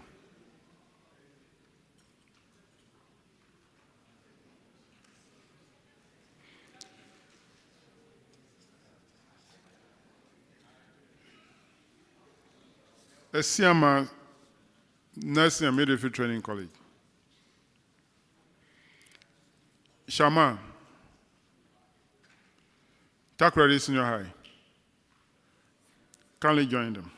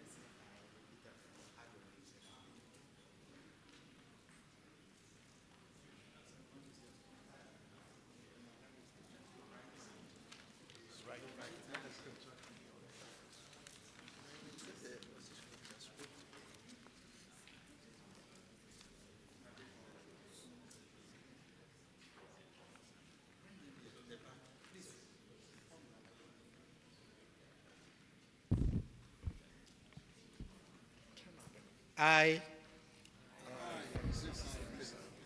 do in the name of the Almighty God swear. Do in the name of Almighty God swear. That the evidence I shall give before this committee. That the evidence I shall give before this committee. Touching the matter in issue. Touching the matter in issue. Shall be the truth. Shall be the truth. The whole truth. The whole truth. And nothing but the truth. And nothing but the truth. So help me God. So help me God. Thank you. You may Thank you very much. We'll start with SDA, Nursing and Midwifery Training.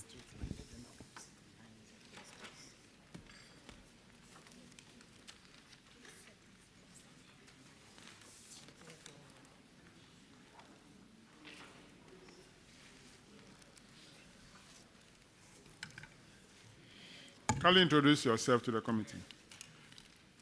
Thank you, Mr. Chair. I'm Mr. Amos Awaji, accountant. Thomas Ngeda, accountant. Kweku Abaka, accountant. Thank you very much for coming. You have two issues in the report. The first one is paragraph 614 on earned salary.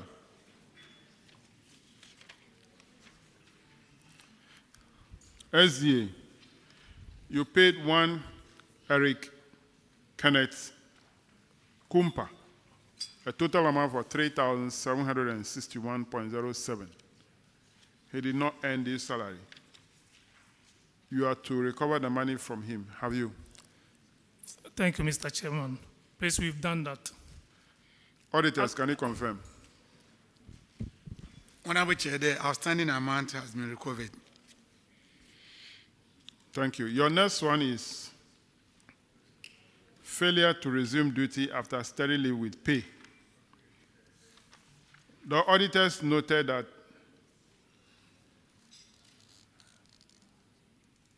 one Miss Lily Obeniwa Asari, who was granted study leave with pay to pursue a PhD in health services at the University of Hull, and Mr. Bani Enoch Akatia, also granted study leave to study MSc Medical Surgical Nursing.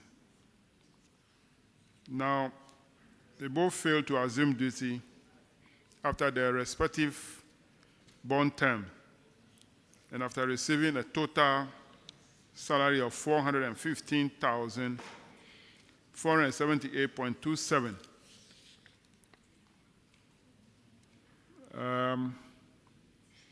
For Lily Asari, she was paid for 64 months, and Enoch 36 months. Lily's amount is $316,984. Enoch $98,493. The recommendation is that you should recover this money from them. Now, we recommended recovery of the amount from that of the principal and accountant of Ghana Adventist Health Service, who approved the study leave. Should retrieve that of an amount of $415 from the affected staff. Have you recovered the money from these two staff? Thank you, Mr. Chair. In the first place, Mr. Bainil, $95,000 has been recovered from him as at date. $95,000? Yes, please. Leaving a balance of $3,400? Yes, please, Mr. Chair. Okay. And then with Dr. Lily Obiniwasali, she has returned to the country and at the moment has taken her post. Thank you, Mr. Chair. She's back to the college, please. To the school, and is working? At the moment, she's been posted to the headquarters of Ghana Adventist Health Services as a training coordinator. She didn't serve in the school? Please, the school is under Ghana Adventist Health Services, so from time to time she comes to... But who approved the study leave? Please, it was through the board of the school to the Ghana Adventist Health Services. Okay. Auditors, can you confirm that of Bani? Honorable Chair, an amount of 95,000 has since been retrieved from Mr. Enoch Aketia Bani, leaving a balance of 3,493.55. Okay. For Lily Asari Obnewa, she has since returned to the school. All right. So when are you going to recover the balance from Bani? Thank you, Mr. Chair. The process is still ongoing, and every effort is going to be made to retrieve the rest from Mr. Bainel. Thank you. Is he in the country? No, Mr. Chair. Outside the country? Yes, please. When was the last time he made some payments?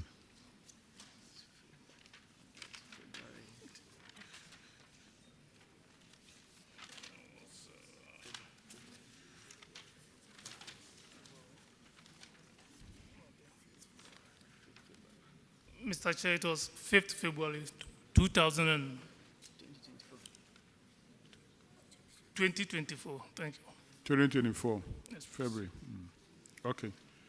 What is Honorable Mutala? Is there any moral issue? Honorable Mutala, any moral issue concerning Lily?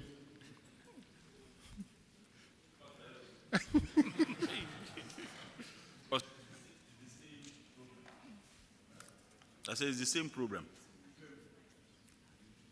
You're all working in state institutions. But the directive is different. Who am I to question? The chairman. That'll be all for SDA. You are discharged. Thank you, Mr. Chair. Let's have Benu Senior High Technical.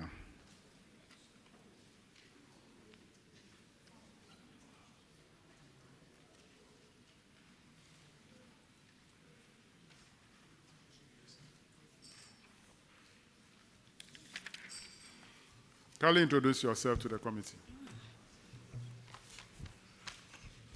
Honorable Chair, I am Francis Emerson, Headmaster, Benu Senior High Technical School. Honorable Chair, please, I'm the accountant, Erica Akedam. Thank you for coming. So, Benu, yours is also on earned salary.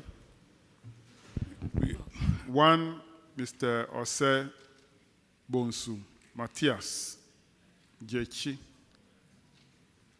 was paid for July and August 2022, total amount 5,169.16. Have you recovered the money from him? Honorable Chair, to some extent, the issue has been taken over by IOCO and it's on investigation. Per our check, the corporate is now cooperating and has made some payment. How much has he made so far? So far, per the document tendered to us, he has paid 2,400 out of the amount. And he still continues to pay the balance? That's our belief. Okay. Auditors, are you aware of this? Honorable Chair, an amount of 2,435.47 has since been recovered, leaving a balance of 2,733.69. Okay. Kindly ensure and monitor that Yoko recover the full amount. Well, sir. Thank you very much. Your discharge. Thank you, sir. Let's have Koforidua SHS.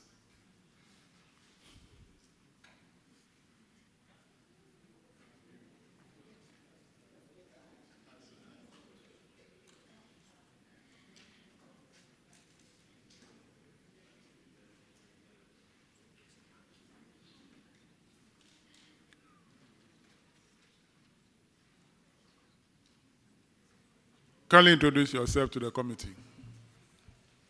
Honorable Chair, I am Joseph Kwauble, Headmaster, Koforidua Senior High. I am Osei William Festus, Accountant in Koforidua Senior High. Thank you for coming. Paragraph 608, Honorable Mutala.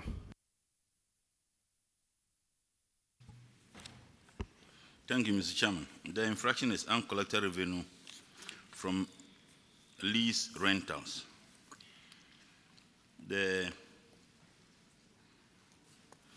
Management of the institution failed to collect rent from HTG Management Services for sitting of telecom mast on their campus, amounting to 27,000 Ghana cedis.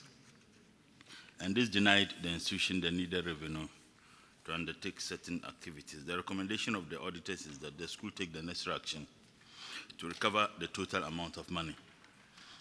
Have the monies been recovered? Honorable Chair, yes, please. Auditors, can you confirm that the total amount of 27,000 Ghana cedis have been recovered? Honorable Chair, we were informed they have done so, but we don't have any documentation to that effect. Do you have any documentation supporting the recovery of the total amount of money? Honorable Chair, yes, please. The receipt showing the evidence of payment. Do you have it with you here? Yeah, we sent it to the auditor last Friday. Last Friday. Auditor, did they send you the receipt? No, please. They're saying you haven't sent them any receipt. The district auditor. Who received it? When you sent it to the district, who did you give it to?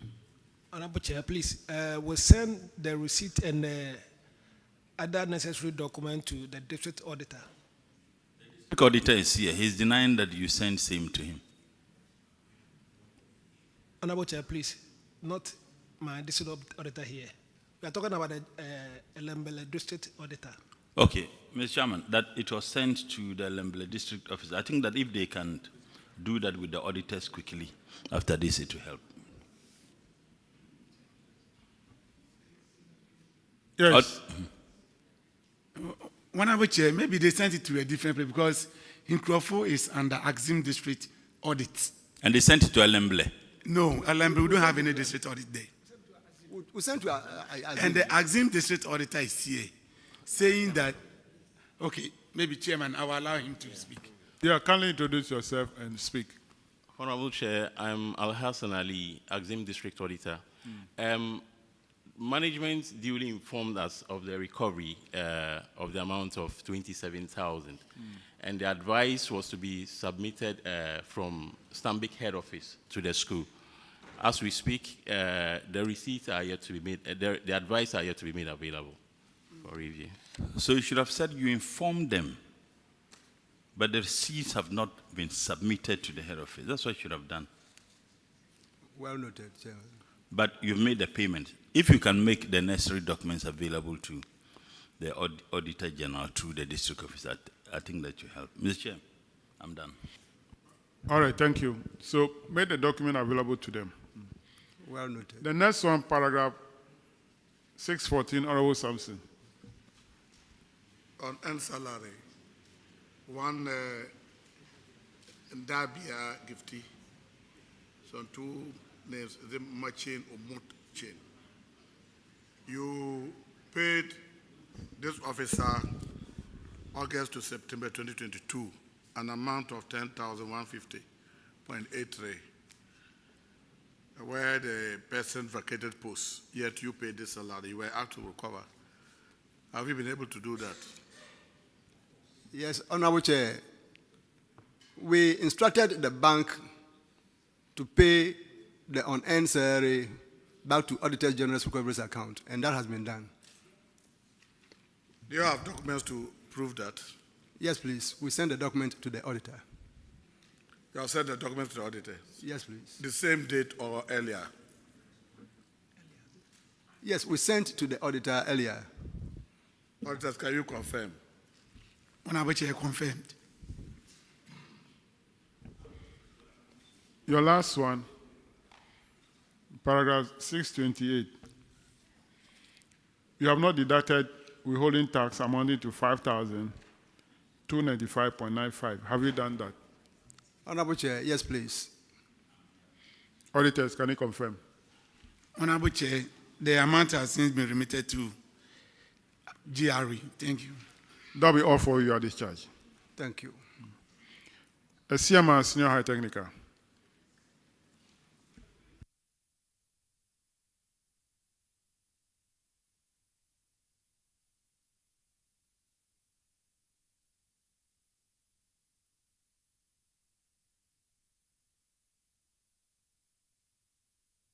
Kindly introduce yourself to the committee. Honorable Chair, I'm Francisca Binding, the headmistress for Shama Senior High Technical School. Lawrence Adra, accountant of Shama Senior High School. Thank you very much for coming.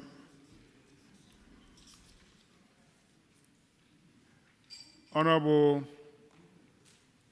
Ajay Boatin, paragraph 4608. Thank you, Chairman. Shama, your infraction is uncollected revenue from lease rentals. And you have telecom masts in your school. And ATG Managed Services is supposed to pay $30,000. At the time of the audit, that amount of money had not been paid. Has it been paid now? Honorable Chair, yes, please, it has been paid. Auditors, are you aware of the payment? Honorable Chair, the outstanding 30,000 has been paid. Thank you. Chairman, that will be all for me. That will be all for you. You are discharged. Shama Nursing and Midwifery Training College.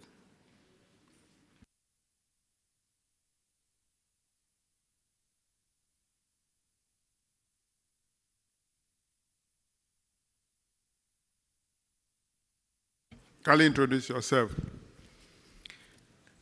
Honorable Chair, Eric Ando, accountant. Honorable Chair, Odatilamte Emmanuel, administrator. Thank you for coming. Your first issue, paragraph 611, Honorable Isaac. Thank you, Chairman. Chairman, 611 is about revenue not accounted for. And Shama Nursing and Midwifery Training College. You collected fees from the nursing students, and the total amount collected was 4.9 million.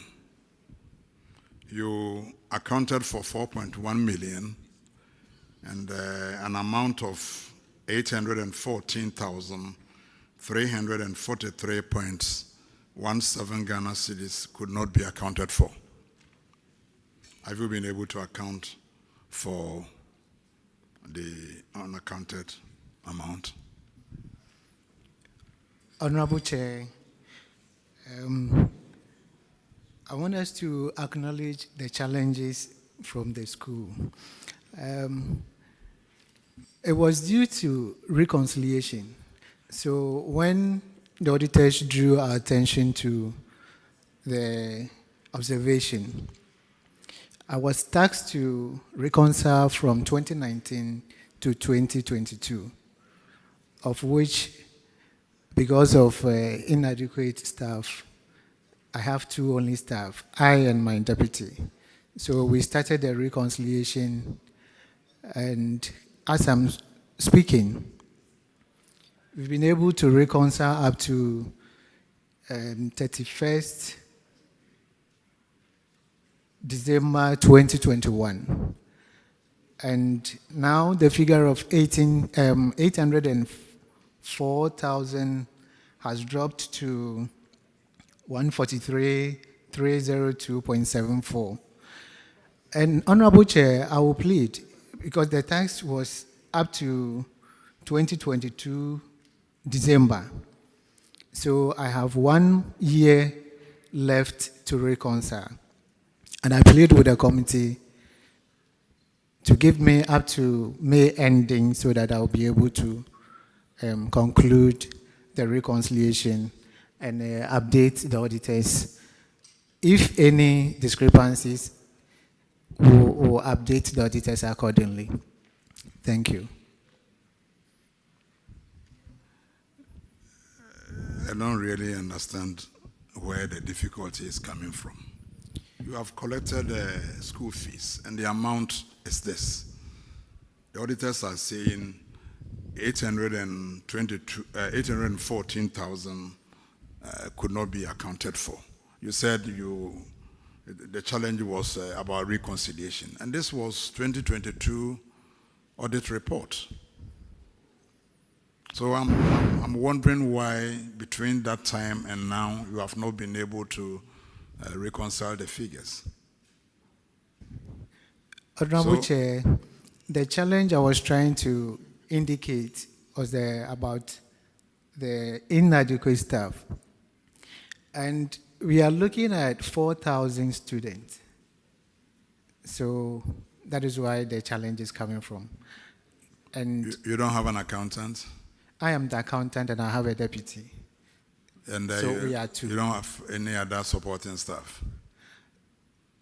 Due to the issue, I didn't want to relegate my responsibility to any other national service personnel because of the severity of the issue. Auditors, is it true that the challenge was about reconciliation and that so far you've been able to reconcile the figures and the outstanding amount is 143,000 and no longer 814,000? Honorable Chair, after the infraction, they engaged the bank and we were told that they are reconciling the account so that they'll give us the actual figure. As we speak now, we know the reconciliation is ongoing, but as to how much it has reduced, however, we are not aware of it. But we know they are still reconciling with the bank. Thank you. But the earlier reconciliation you did, was it with the district audit officer? Honorable Chair, the update was given to the district of the auditor. And that was when? About a month ago. So I'm sure they've reconciled the figures and the outstanding amount is now 143,000. But that has not been confirmed yet. No, that has not been confirmed yet. But he says he has the evidence with him. Do we have the district auditor here? Do you have any information? Yes. Update given to you? Yes, Honorable Chair, according to the district auditor, a statement was given without any necessary documents supporting it. So you couldn't have verified. And that statement is coming from the school or from the bank? From the school. Why is it taking too long to do the reconciliation? Honorable Chair, we are actually running on a manual software. So going forward... Manual software? Manual way of preparing the account, sorry. I haven't seen manual software sorry. before. Sorry, so we are trying to automate the accounting, and then we've actually subscribed to GCB, E2, and Egel Pay to enable us in the preparation of the accounts. You collected revenue from a student fee from 4,000 students. Simple arithmetic, 4,000 students times the fee per student will give you the total. The bank must confirm that, oh yes, we have recovered or we have collected revenue from this number of students. Yes. Those amount have been credited to the school account. Finish. Why should a reconciliation take long? No. Why should a reconciliation take too long? When was the last time you and the bank officials met to discuss this issue? When? Honorable Chair, we engaged the bank after the auditors drew our attention to this observation. I said, when was the last time that you, the school accountants, and the bank officials meet? When did you meet to discuss this? Honorable Chair, early 2023, February 2023. February 2023. Yes, and please. since then you haven't met. And you are telling this committee that you are doing reconciliation. No, Honorable Chair, with the greatest respect, concerning this particular issue. Yes. If you met 2023, February, yes, and we are in 2024, May year, you have not met on this, and you are telling this committee that you are doing reconciliation. So we should allow you to go and continue with the reconciliation. Is that what you mean? No. No. Honorable Chair, with the greatest respect, we engaged them with a monthly statement. Mm. So after monthly statements were given to me, I also had to sit down, pick all the GCRs, and 4,000 students. So with a few number of staff, myself and my deputy. And even after 2024, 2023, the fees payment were still ongoing. So it was quite a tedious job for us. Then you are not up to the task. Then you are not up to the task.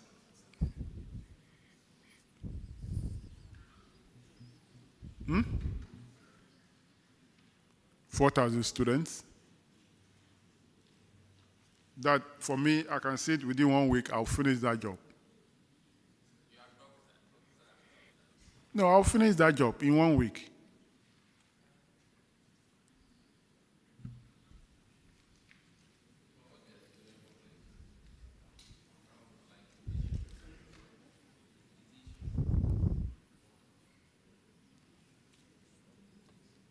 So you are asking that we give you what time frame to finish? Honorable Chair, please, ending of May 2024. I'll be able to Auditors, finish. we are giving him ending of May to do the reconciliation. Certify that reconciliation. If there is any amount outstanding, he must pay personally. Well noted, Chairman. Honorable Chair, thank you. Thank you.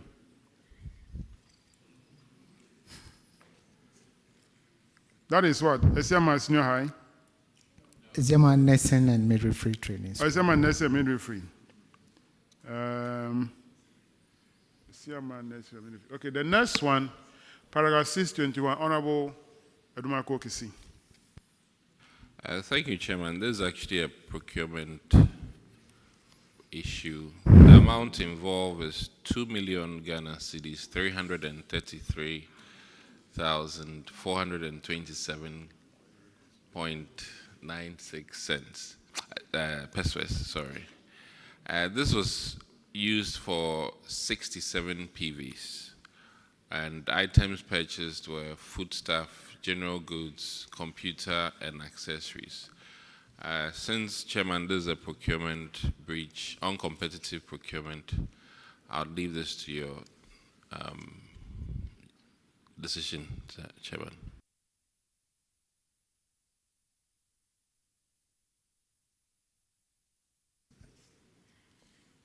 Mr. Accountant, are you the one involved here too? Honorable Chair. Yes or no? Yes, since I'm an accountant. So you did not observe or follow the procurement law,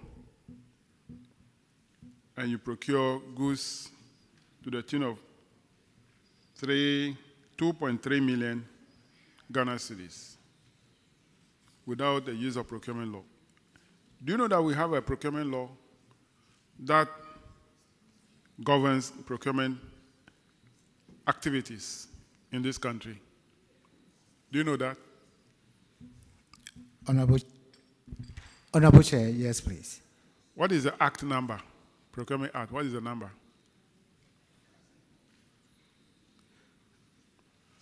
At what?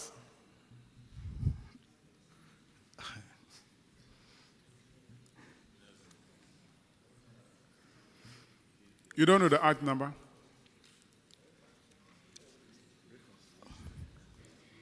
You say you know that there is act. What is the act number?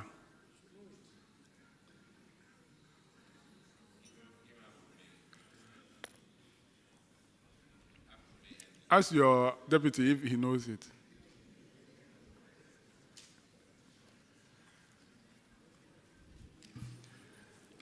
It at 663. 2003. Oh, you know the year, but you don't know the act.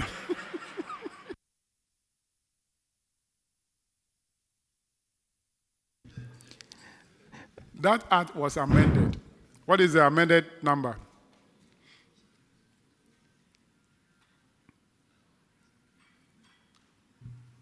Chairman, I will plead with you. Okay, the amended number is 914. What is the year? Because we are good at. 2016, Aha, it's correct. That was the year.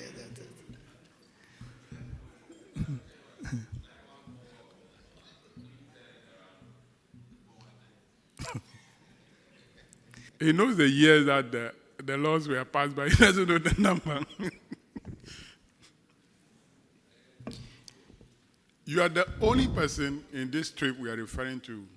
We're going to refer you to the Attorney General for prosecution. You are adhered to the acts, and the infractions in regard to procurement has reduced drastically. But for this one, we'll refer you. Clerk, take notes. Now, Shama Nursing and Midwifery Training College is being referred to the Attorney General for prosecution. Honorable Chair. Let's move to the next one.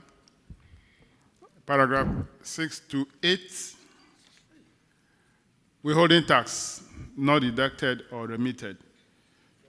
For Shama, we have not deducted 22,820.75. You have deducted 58,501, but you did not remit it. Total 81,322.68. Have you remitted same to GRA? Honorable Chair, yes, please. We've remitted to GRA. Auditors, can you confirm? Honorable Chair, the outstanding has since been remitted to GRA. Thank you very much. That will be all for you. Your discharge. Thank you, Honorable Chair. Let's have Shama. Shama Senior High.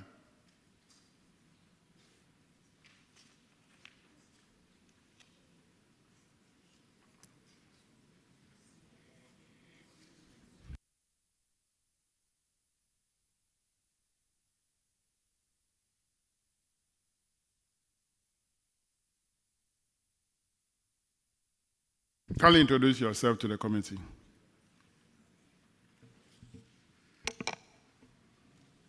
I'm Theresa Dickens, Headmistress of Shama Senior High School. Anita Peterson, the accountant of Shama Senior High School. Thank you very much for coming. You have one infraction, paragraph 611, revenue not accounted for. Shama, you did not account for 8,479 Ghana cedis. Have you accounted for it? Yes, please. Can auditors confirm? Honorable Chair, confirmed. Shama Senior High, you are discharged. Thank you. Takoradi Senior High. Takoradi Senior High.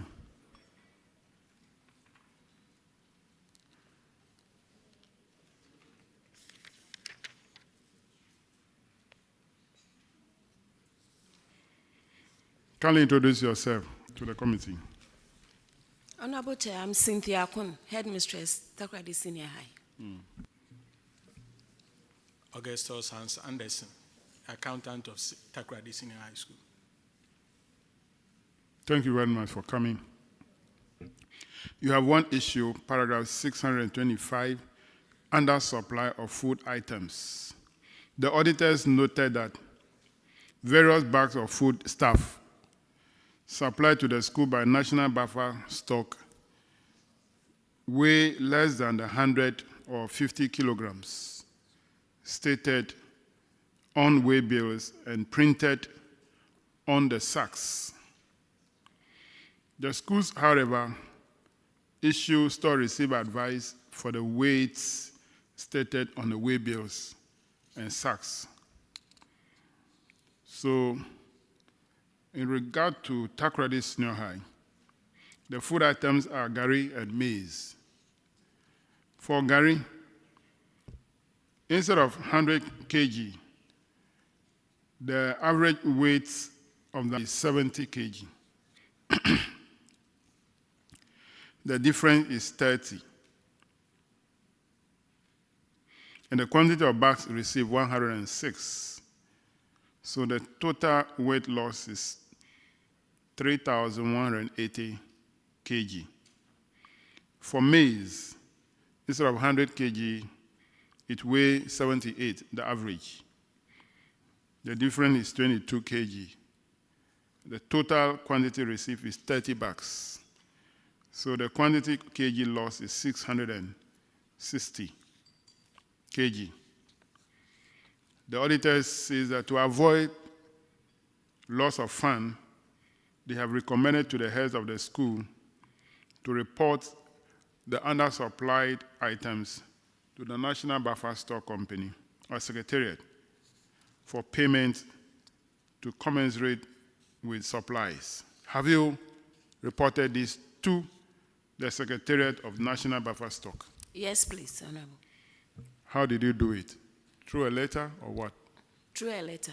Have you received any reply or response? No. So you don't know whether they've acted on it or not?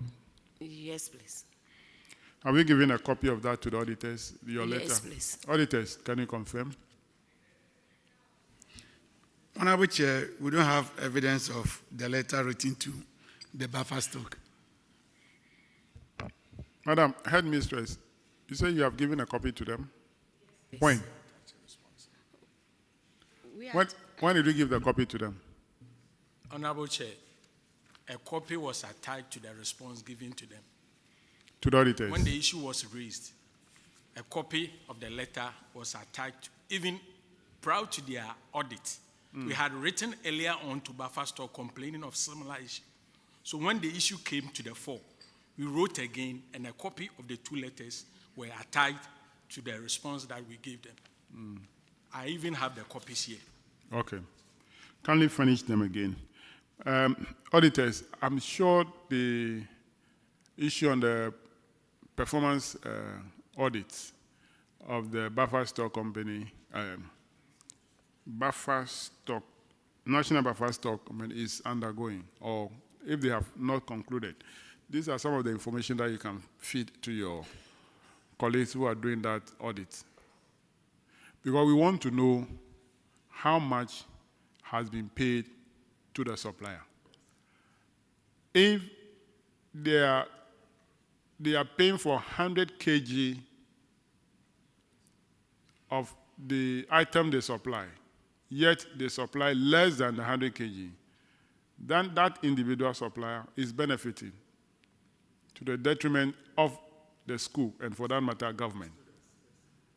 Do you understand the point? So that is why we know if the Buffer Stock Company system is actually enriching some few individuals or not.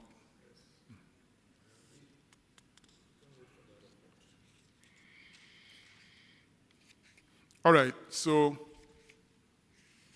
I don't think there is much for you to do. But after that, do you now take account of, or have you seen any change in terms of the weight of the item that is supplied to the school? Yes, please. So what is the average weight of the bags of gari that is supplied? Honorable Chair, 90 kg, 95 kg. Okay, which is still short of the 100? Yes, please. All right. I'm sure those will reveal in the subsequent audits by the Auditor General. That'll be all for you. You are discharged. Thank you. Let's have Bumpe Senior High.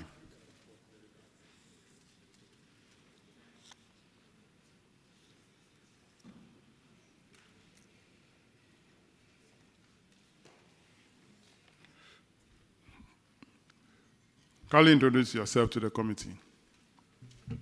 Honorable Chair, my name is Dorothy Kwesi, the headmistress of Bumpe Senior High Technical School.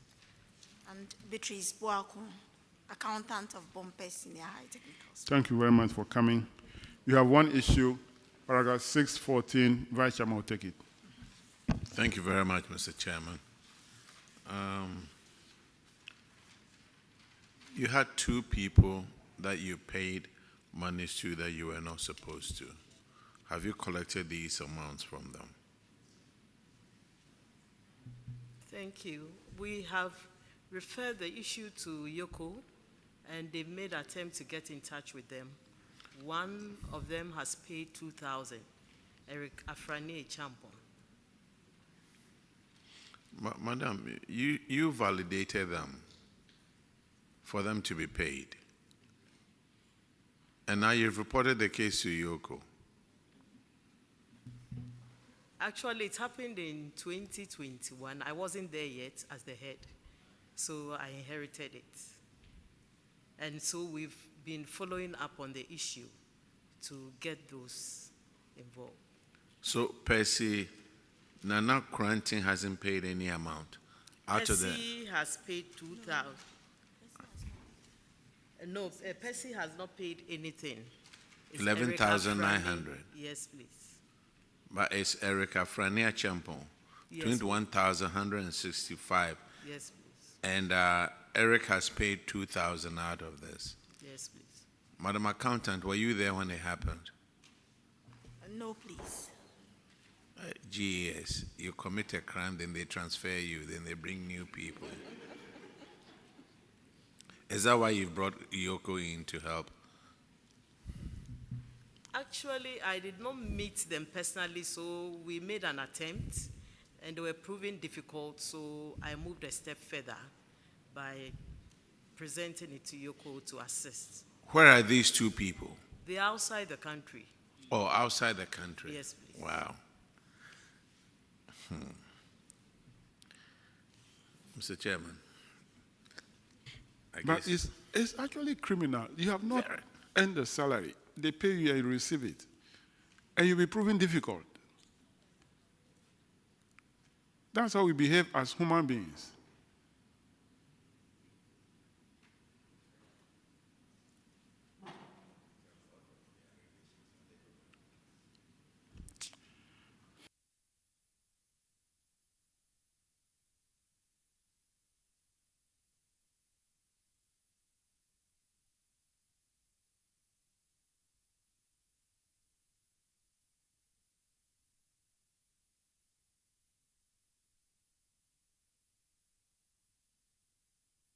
I think it's because we are only audited. We are only recommending that these people should make a refund. There's a criminal aspect that we should be recommending for them to be prosecuted as well. After paying the money, you must be prosecuted. But knowing very well that you have not earned the money, yet you took it, it's criminal.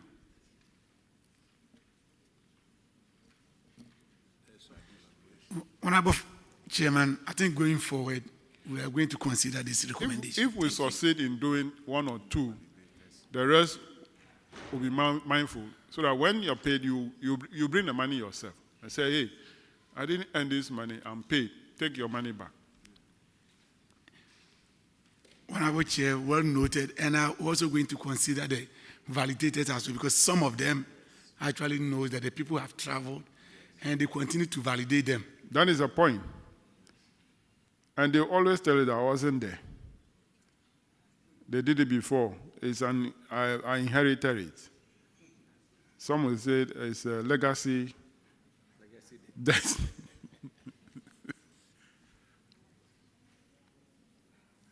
But when we start the 2023 and the report is current, the issue about legacy will not come again, or I inherited it, unless within 2 or 3 months, there are transfers.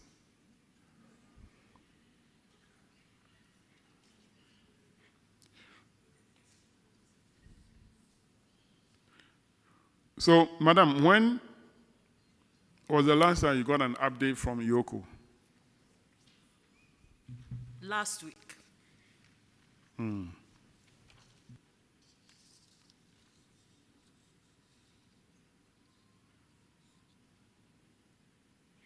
So you have to continue to liaise with Yoko to be getting updates on this. Well noted, sir.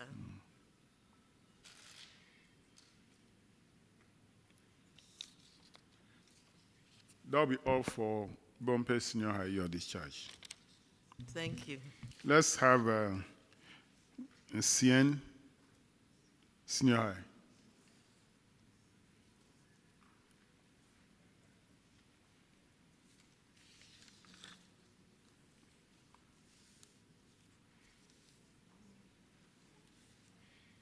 Can you introduce yourself?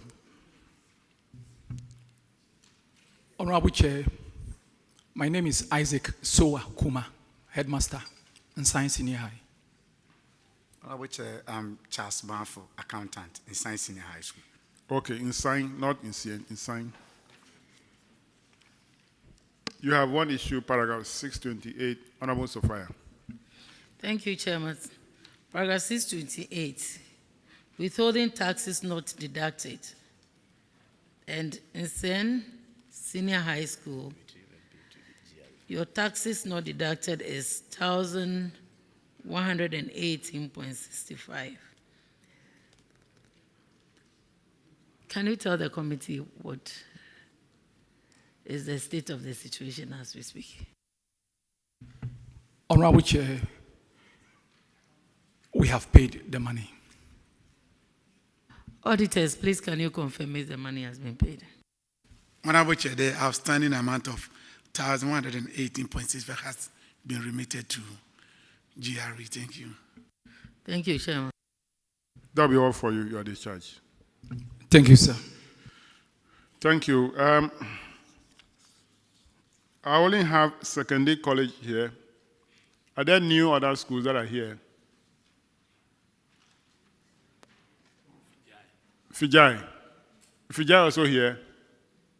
Fijai. Secondary NMTC. Join Secondary College to take the oath. Join them to take the oath. So, Secondary College and Secondary NMTC.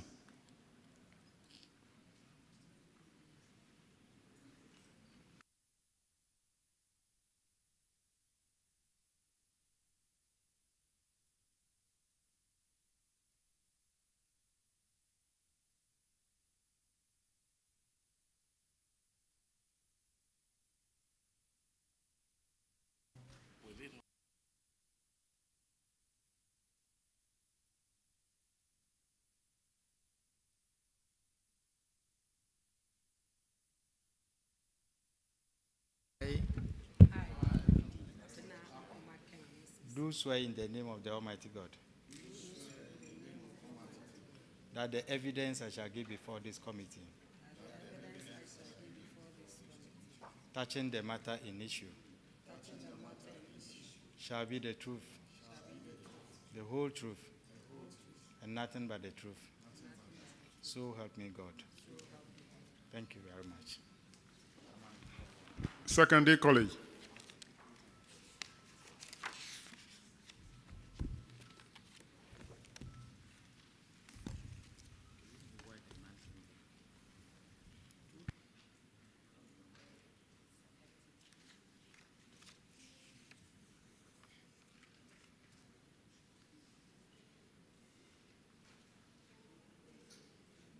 Can you introduce yourself?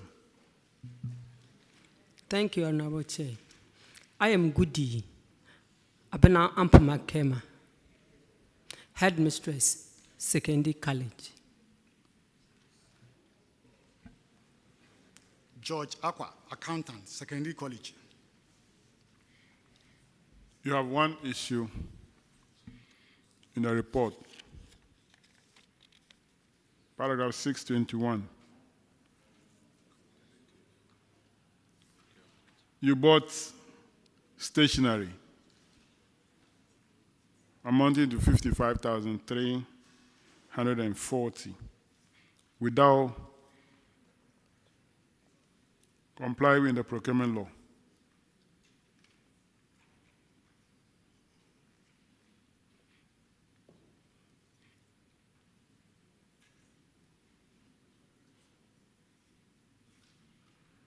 You're going to be the second victim.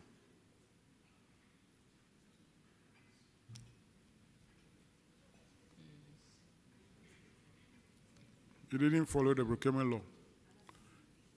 So we'll refer you to the Attorney General. If they call it to any court, you go and explain to the judge why you did that. If you're able to convince the judge, he can set you free. But if not, there is a penalty. You pay 2,500 penalty units or a term of imprisonment not less than 5 years or to both. And one penalty unit is 12 Ghana cedis. So multiply 12 by 2,500. That alone is 30,000. Clerk, add Secondary College to the NMTC Shama. Secondary College, that'll be all for you. You're discharged. Yes. Please, I humbly have something to say. Okay. Thank you very much. The supplier went through tendering. Okay. So he went through the procurement system by buying the procurement. Buying the procurement? The form came in for interview. From the school? Yes. And he was selected. There were 3. Okay. One was selected. So he went through the procurement. So when the items were brought to the school, because of the threshold, which is above the head's threshold, we had an entity tender committee to deliberate on it for approval. That is why one invoice was attached for payment. Thank you very much. When the auditors came, did you explain this to them? Yes, Honorable. And when you explained, did they ask you to bring the other invoices? Yes, Honorable. And you gave them to them? Honorable Chair, yes.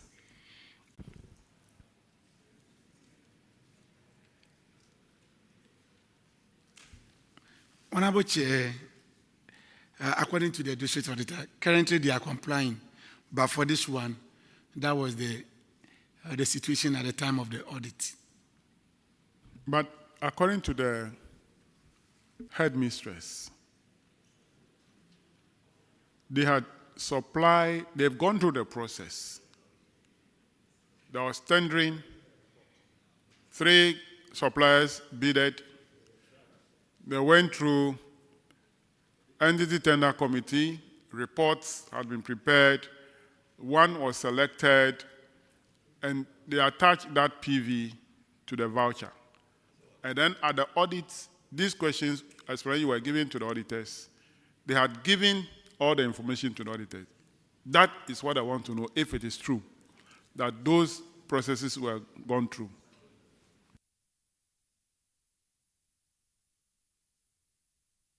Honorable Chair, at the time of the audit, those information was not available. Thank you. Did you make those information available to them at Honorable the time Chair, of the audit? please. Honorable Chair, please, I humbly state that for auditing purpose, you have the internal auditors using the black pen. You have the external auditors using the green pen. The green pen, yes. Yes, please. I stand to be corrected. But on my PV, when they came, everything. The green pen was there? Yes, please. They cross it like this? Yes, please. So they are here. My report from the Entity Tender Committee dated 5th January 2022 attached. Did they cross that one too? Yes, please. Can I have a look at Yes, please. document? Clerk.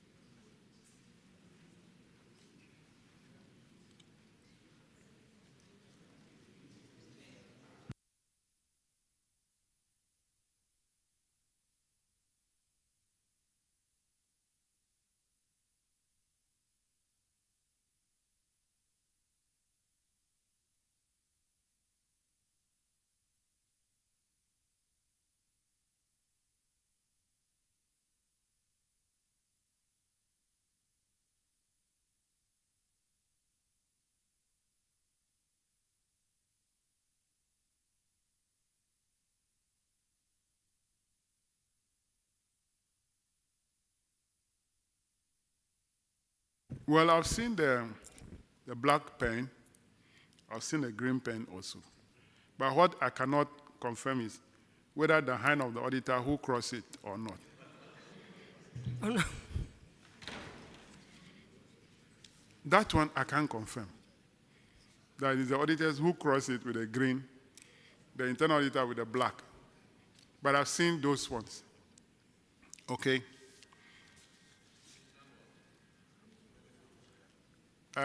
Can they take the document back to them?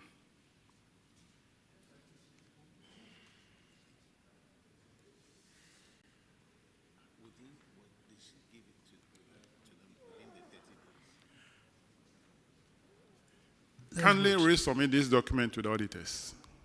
Thank you, Honorable Chair. I'll do so immediately. Auditors, go back and look at the things again. Thank you, Chairman. Yeah, Honorable Chair, we will look at the documents again. Where there are breaches, we will inform the committee accordingly. Thank you. That'll be all for you. You are discharged. Thank but you. Mr. Chairman, what about your ruling that they have to? No, I've withdrawn that ruling. Okay. It's no more. Thank you, holding. Honorable Chair.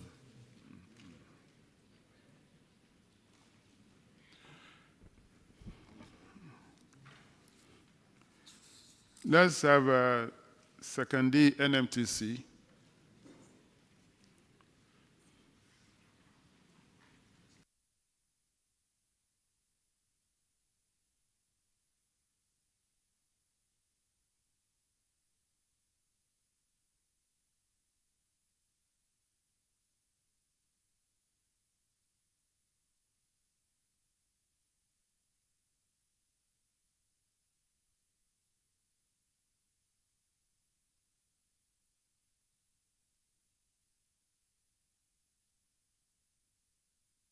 Kindly introduce yourself to the committee. I'm Ernest Appa, accountant. Abdul Karim Bwachi Adam, principal.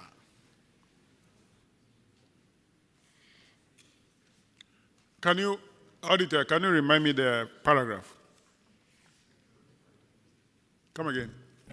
Paragraph 605. 605.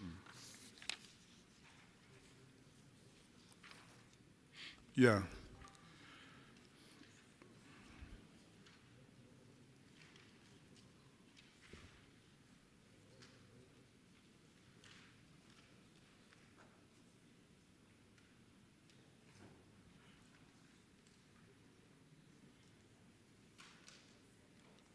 Okay. Paragraph 605, second D. Yours is about unsupported payments. Total amount 29,514 through 7 PVs. Have you provided a document to support the PVs? Honorable Chair. Kindly introduce yourself, please. Ernest Appa, accountant. Okay. Honorable Chair, the full amount has been recovered and we have submitted necessary documents to the auditors. Auditors, can you confirm this for me? Honorable Chair, subsequently, they were able to provide documentation to support. All right, that'll be all for your discharge. Thank you.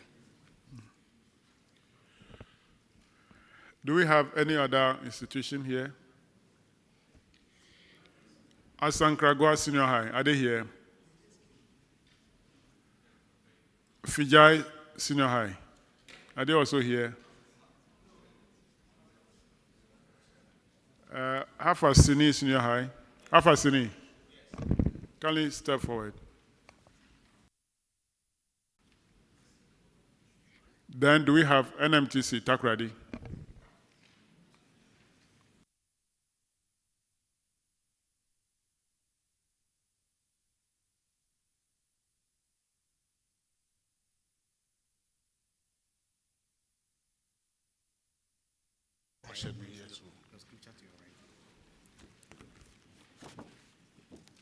I, Patrick J. Ampao, do in the name of the Almighty God swear. Do in the name of the Almighty God swear. That the evidence I shall give before this committee. That the evidence I shall give before this committee. Touching the matter in issue. Touching the matter in issue. Shall be the truth. Shall be the truth. The whole truth. The whole truth. And nothing but the truth. And nothing but the truth. So help me God. So help me God. Thank you very much. Kindly introduce yourself. Thank you. Please, my name is Patrick J. Ampao, Headmaster, Assini Senior High School. Thank you for coming. Paragraph 614, Honorable Apak. Most grateful, Mr. Chairman. The issue at hand is titled Unearned Salaries. In the case of Assini Senior High School, you paid 4 members of staff, Mr. Octron, Elizabeth, Mary, and Ewuli. According to the auditors, these salaries were paid to undeserving staff, and they have recommended the recovery of the various amounts paid to each of the 4 members of staff separated from your institution.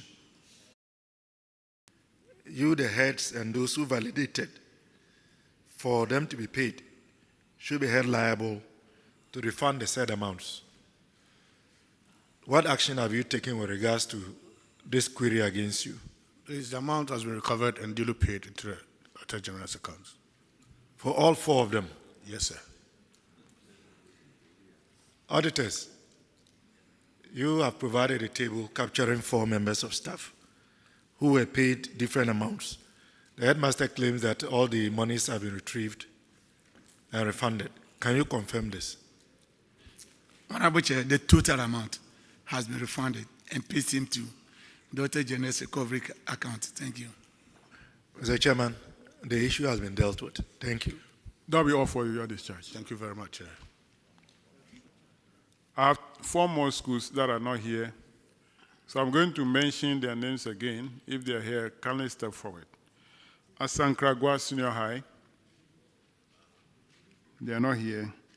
Fijai Senior High, NMTC Koforidua, NMTC Takoradi. So it's only Fijai which is here.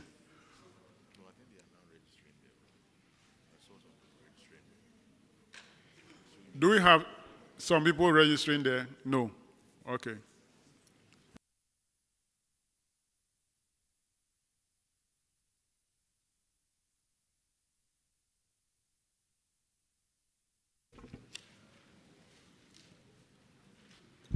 I, Kenneth Oche Abumadi, do in the name of the Almighty God swear. do in the name of the Almighty God swear That the evidence I shall give before this committee. by the evidence I shall give before this committee, touching the matter in issue, shall be the truth, the whole truth, and nothing but the truth. So help me God. Kindly introduce yourself to the committee. Honorable Chair, good afternoon. I am Kenneth Doche Agumaji, headmaster of Fijai Senior High School. Thank you, Honorable Chair. I'm Amos Akwesi Abuaji, accountant, Fijai Senior High School. Thank you very much. You are cited for uncompetitive procurement, even though you are cited here looking at the amount involved. I want to find out if you now comply with the law. Honorable Chair, yes, we are now complying with the law. Auditors, can you confirm? Honorable Chair, we were able to confirm after the current audit, which is ongoing. Then we'll be able to confirm whether they are complying. Okay. All right. Make sure you comply with the law. I'm not referring because of the amount involved. Thank you. The next one, paragraph 625, under supply of food items. Fijai maize, 100 kg, but the one supply is 73 kg.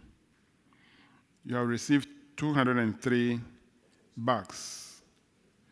5,681 kgs lost. Granules, 100 kg, the one supply 75 kg. You receive 53 bags, 1,325 kgs lost.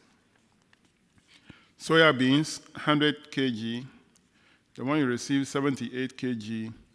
You receive 20 bags, 440 kgs lost. And beans, 100 kg, the one you receive 74 kg. You receive 118 bags, 3,068 kgs lost. You are to report this to the National Buffer Stock Secretariat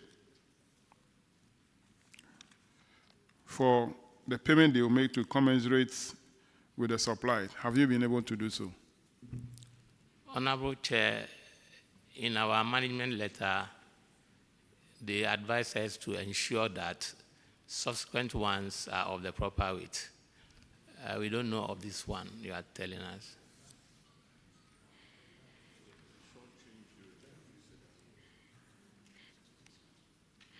If you read the recommendation, paragraph 627, to avoid loss of funds, we recommended that the heads of the school should report the undersupplied item to the National Buffer Stock Secretariat for payments to commensurate with supplies.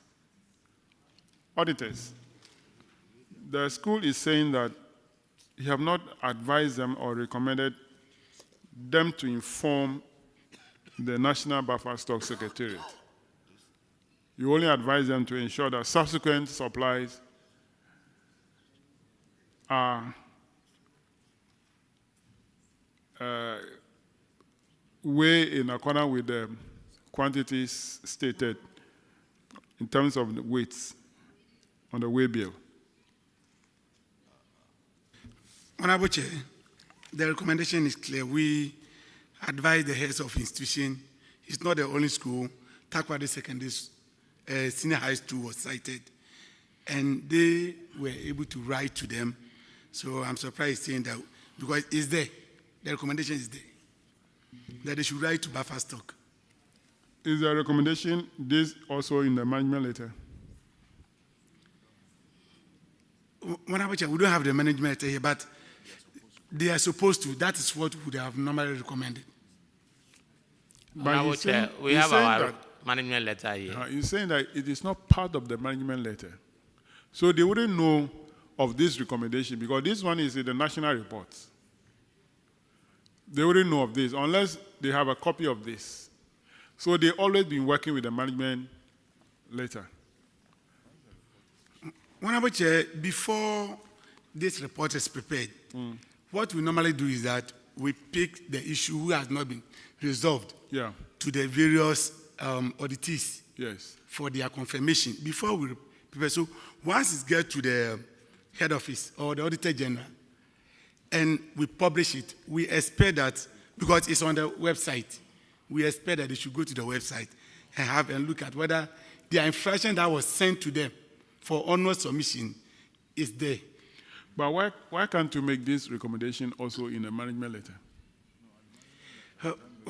Honorable Chair, at the management level, like the management letter, sometimes it's prepared by either the branch heads or the regional heads. But at the report level is at Auditor General's level, which sometimes the recommendation may differ from the management letter. Now you are getting to know, or per the report, the recommendation in the report, you have to write to the National Buffer Stock Secretariat. Yes, please. Drawing their attention to the shortage in the supply. Yes, please. So can they do that and show copies of those letters to the auditors? Thank you very much. We will do that. Yes. Apak. Chairman, a question to the headmaster.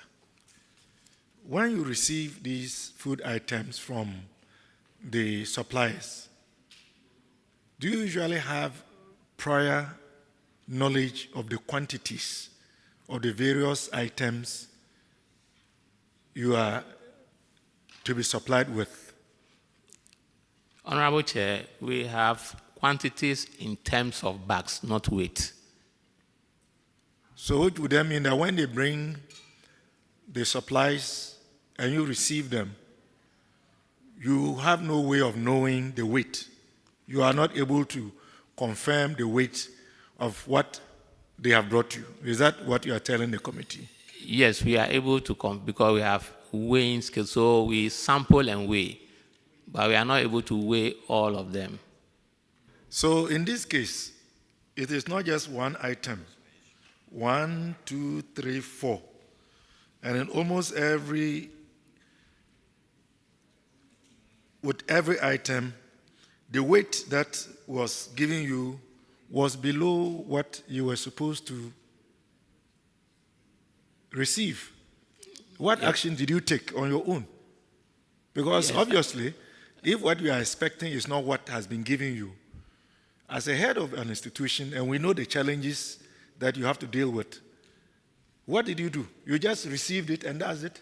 No, I remember there was one time when they brought maize beans, and the weight was 50 kilo. We rejected them, and they took them away, and we never got food to feed our students. So you see the problem we are facing.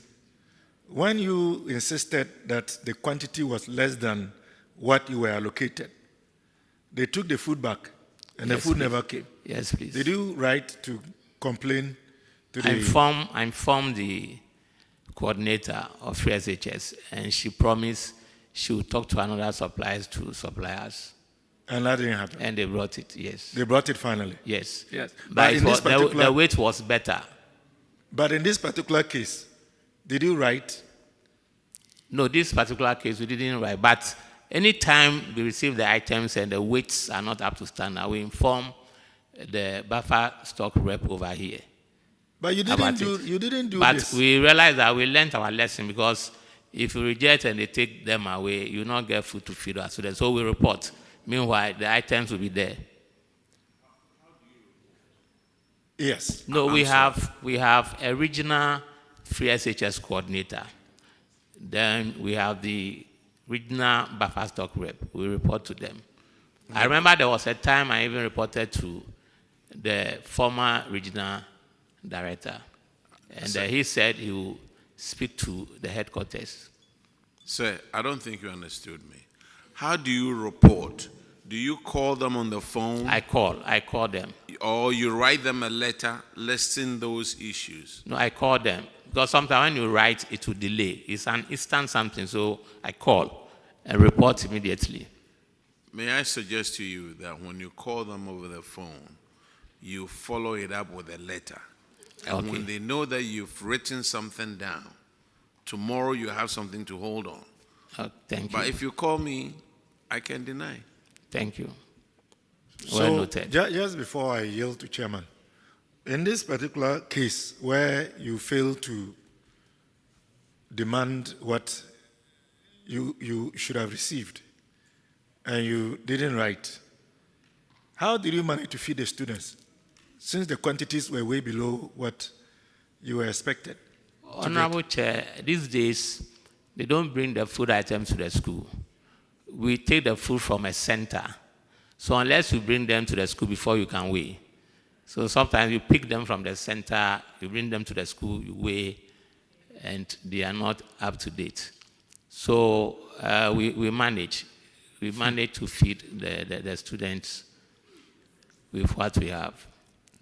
Mr. Chairman, I will yield to you, but this clearly shows that this whole food arrangement, as we continue to say, is bedeviled with a number of issues. No clear direction about what should be done and who should be accountable. And our students are bearing the brunt for that. I yield to you. Yeah, Headmaster, you said this they bring the food to a center. Yes. Who owns the center? Who is the manager of the center? Is it Buffer Stock or GES or who? No, it's the suppliers, Buffer Stock, and those who supply. They operate the center. Yes. And so we pick ours from St. Mary. So they'll bring all the food to that center, then you go for yours. Okay. But in this particular instance, the food was brought to you. No, we went and picked them. You went and picked them? Yes. And you picked underweight? You wouldn't know, but unless you bring them to the stores, and when you weigh. You see, the challenge I'm trying to say is that when you go to Buffer Stock, you have gone to sign 100 bags of maize. You didn't complain there that they are underweight. You come to your school and weigh and you say, oh, when I weigh, it is underweight. You go to Buffer Stock, they say, well, we'll give you full weight. Honorable Chair, so because of that, this time when we are going, we go with our scale. You go to the place with your scale? Yes. But you just told me that you take it there to your store before you weigh. That was before. Okay. Now you go with your scale? Yes. All right. And I'm sure that the auditors didn't come and weigh these foods before they got the report. So you give them the report. Is that not it? No, when they come, they go to the stores, inspect, and weigh everything. Are you sure? Yes. That's what they do. But the food that the auditors will come in, you know, I know you get stocks, it exhausts and it's repeated, it's exhaust. So you are saying that this is stocks they met at the shop and they weigh them? Yes, Honorable Chair. Oh, okay. I thought that you yourself, no. Immediately you take your stock from the center, you take it to your shop and weigh them. Why do you wait for auditors to come and weigh them? No, when auditors come, it's part of their job. They'll go to the food store. Okay. We have our record there, so they need to check, cross-check whether what you have on record is what you have over there. So they go there to check and they weigh. So it's part of their job. So you don't have to tell them anything. But when you yourself take your stocks and you go to your school and you weigh, what do you do with that report? You mean when we go for the food?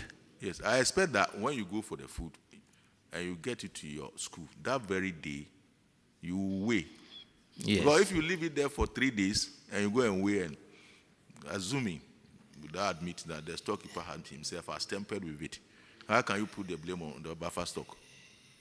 Yes, when we take the food items to the school, we weigh. We take samples and we weigh. Yes. To see the general No, but if view. you take samples, yes. Weigh. You see, I'm trying to make sure that we establish where the problem is. Mm. If you take samples and you weigh, and the others, what happens? Don't you prepare a report yourself about after weighing? No, that one is done by the storekeeper. The storekeeper reports to me. I'm not talking about you. I'm talking about the school. I say if No. We don't. Report is the school I'm talking about, and the storekeeper is part of the school. Yes, so we do that. After when do you have a report? Yes. And what do you do with that report? We keep it as record. But you don't immediately write to buffer stock or anything. You just weigh it and keep it. What is the use of that report or that record?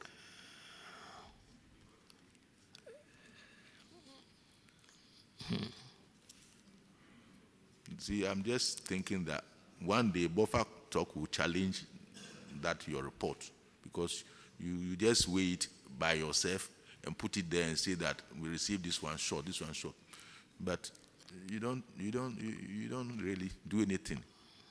And the buffer stock can't tell you that, well, we give you the full ones. They are aware. Buffer stock, they are aware that they are not giving us the correct. When somebody is before a court or before a committee, you will not just establish a case by saying they are aware. That will not be established. You say, I'm not aware. The only way you establish that case is that you have communicated formally about the weighing. But when you told me that you even weigh with them in the shop, I was getting happier. Now I'm getting more worried. Because you should weigh in front of them and agree that this is the weight we have all got. Then it's solid evidence. Yes. So you should be more serious about this. Otherwise, they will be taking advantage of you. Thank you. Thank you. Well noted. Chairman, just a last comment. You indicated that you take the supplies from a central location. Yes. To your school. Yes.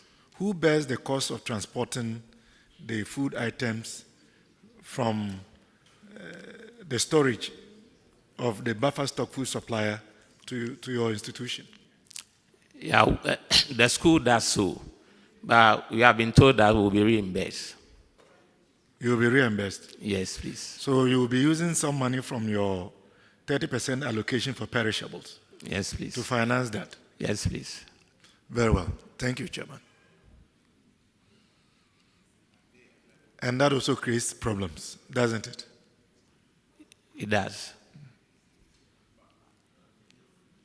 Have they reimbursed you, ever reimbursed you? The reimbursement, has it ever happened? Not yet, please.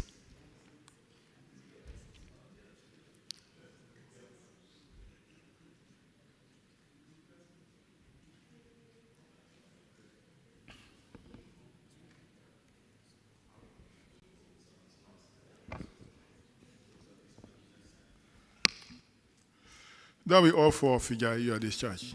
Thank you very much, Honorable Chair. Do we still have more schools in now?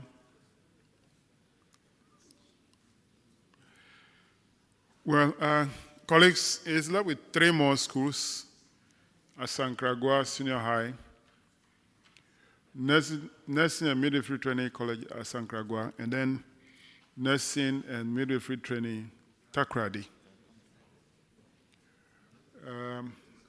They are not here. We actually gave them 1:30. And so if they are not here, we cannot fault them.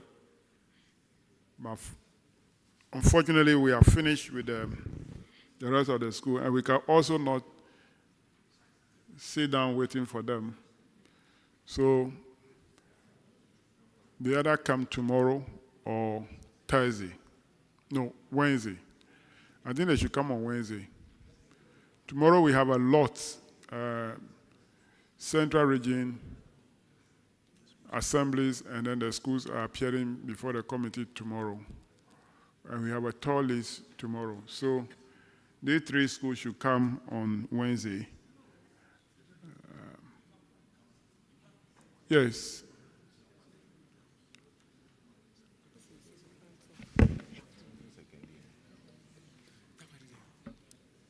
Honorable Chair, the nursing and midwifery training for Takoradi is the same as the secondary that came.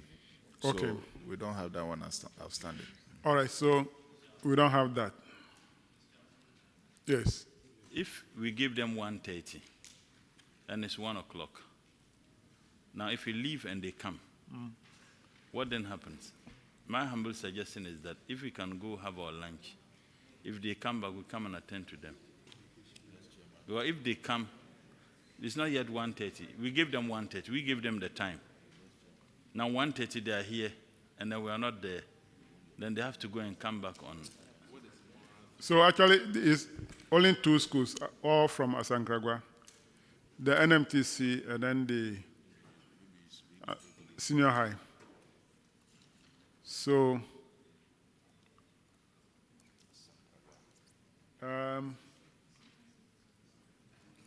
you have a point because they are coming from Asankragwa. So if they come, we ask them to come on Wednesday. At least we can inconvenience them. Yes, auditors. Yeah, Honorable Chair, the DA in charge of Asankragwa has communicated to them, so they are coming on Wednesday. On Wednesday? Yes, please. Okay, all right, that's fine. On that note, we have come to the end of the sitting today. Tomorrow, we are expecting the municipal and district assembly from the central region, as well as the senior high school from the central region. On that note, the committee hearing is adjourned to tomorrow at 9 o'clock in the forenoon.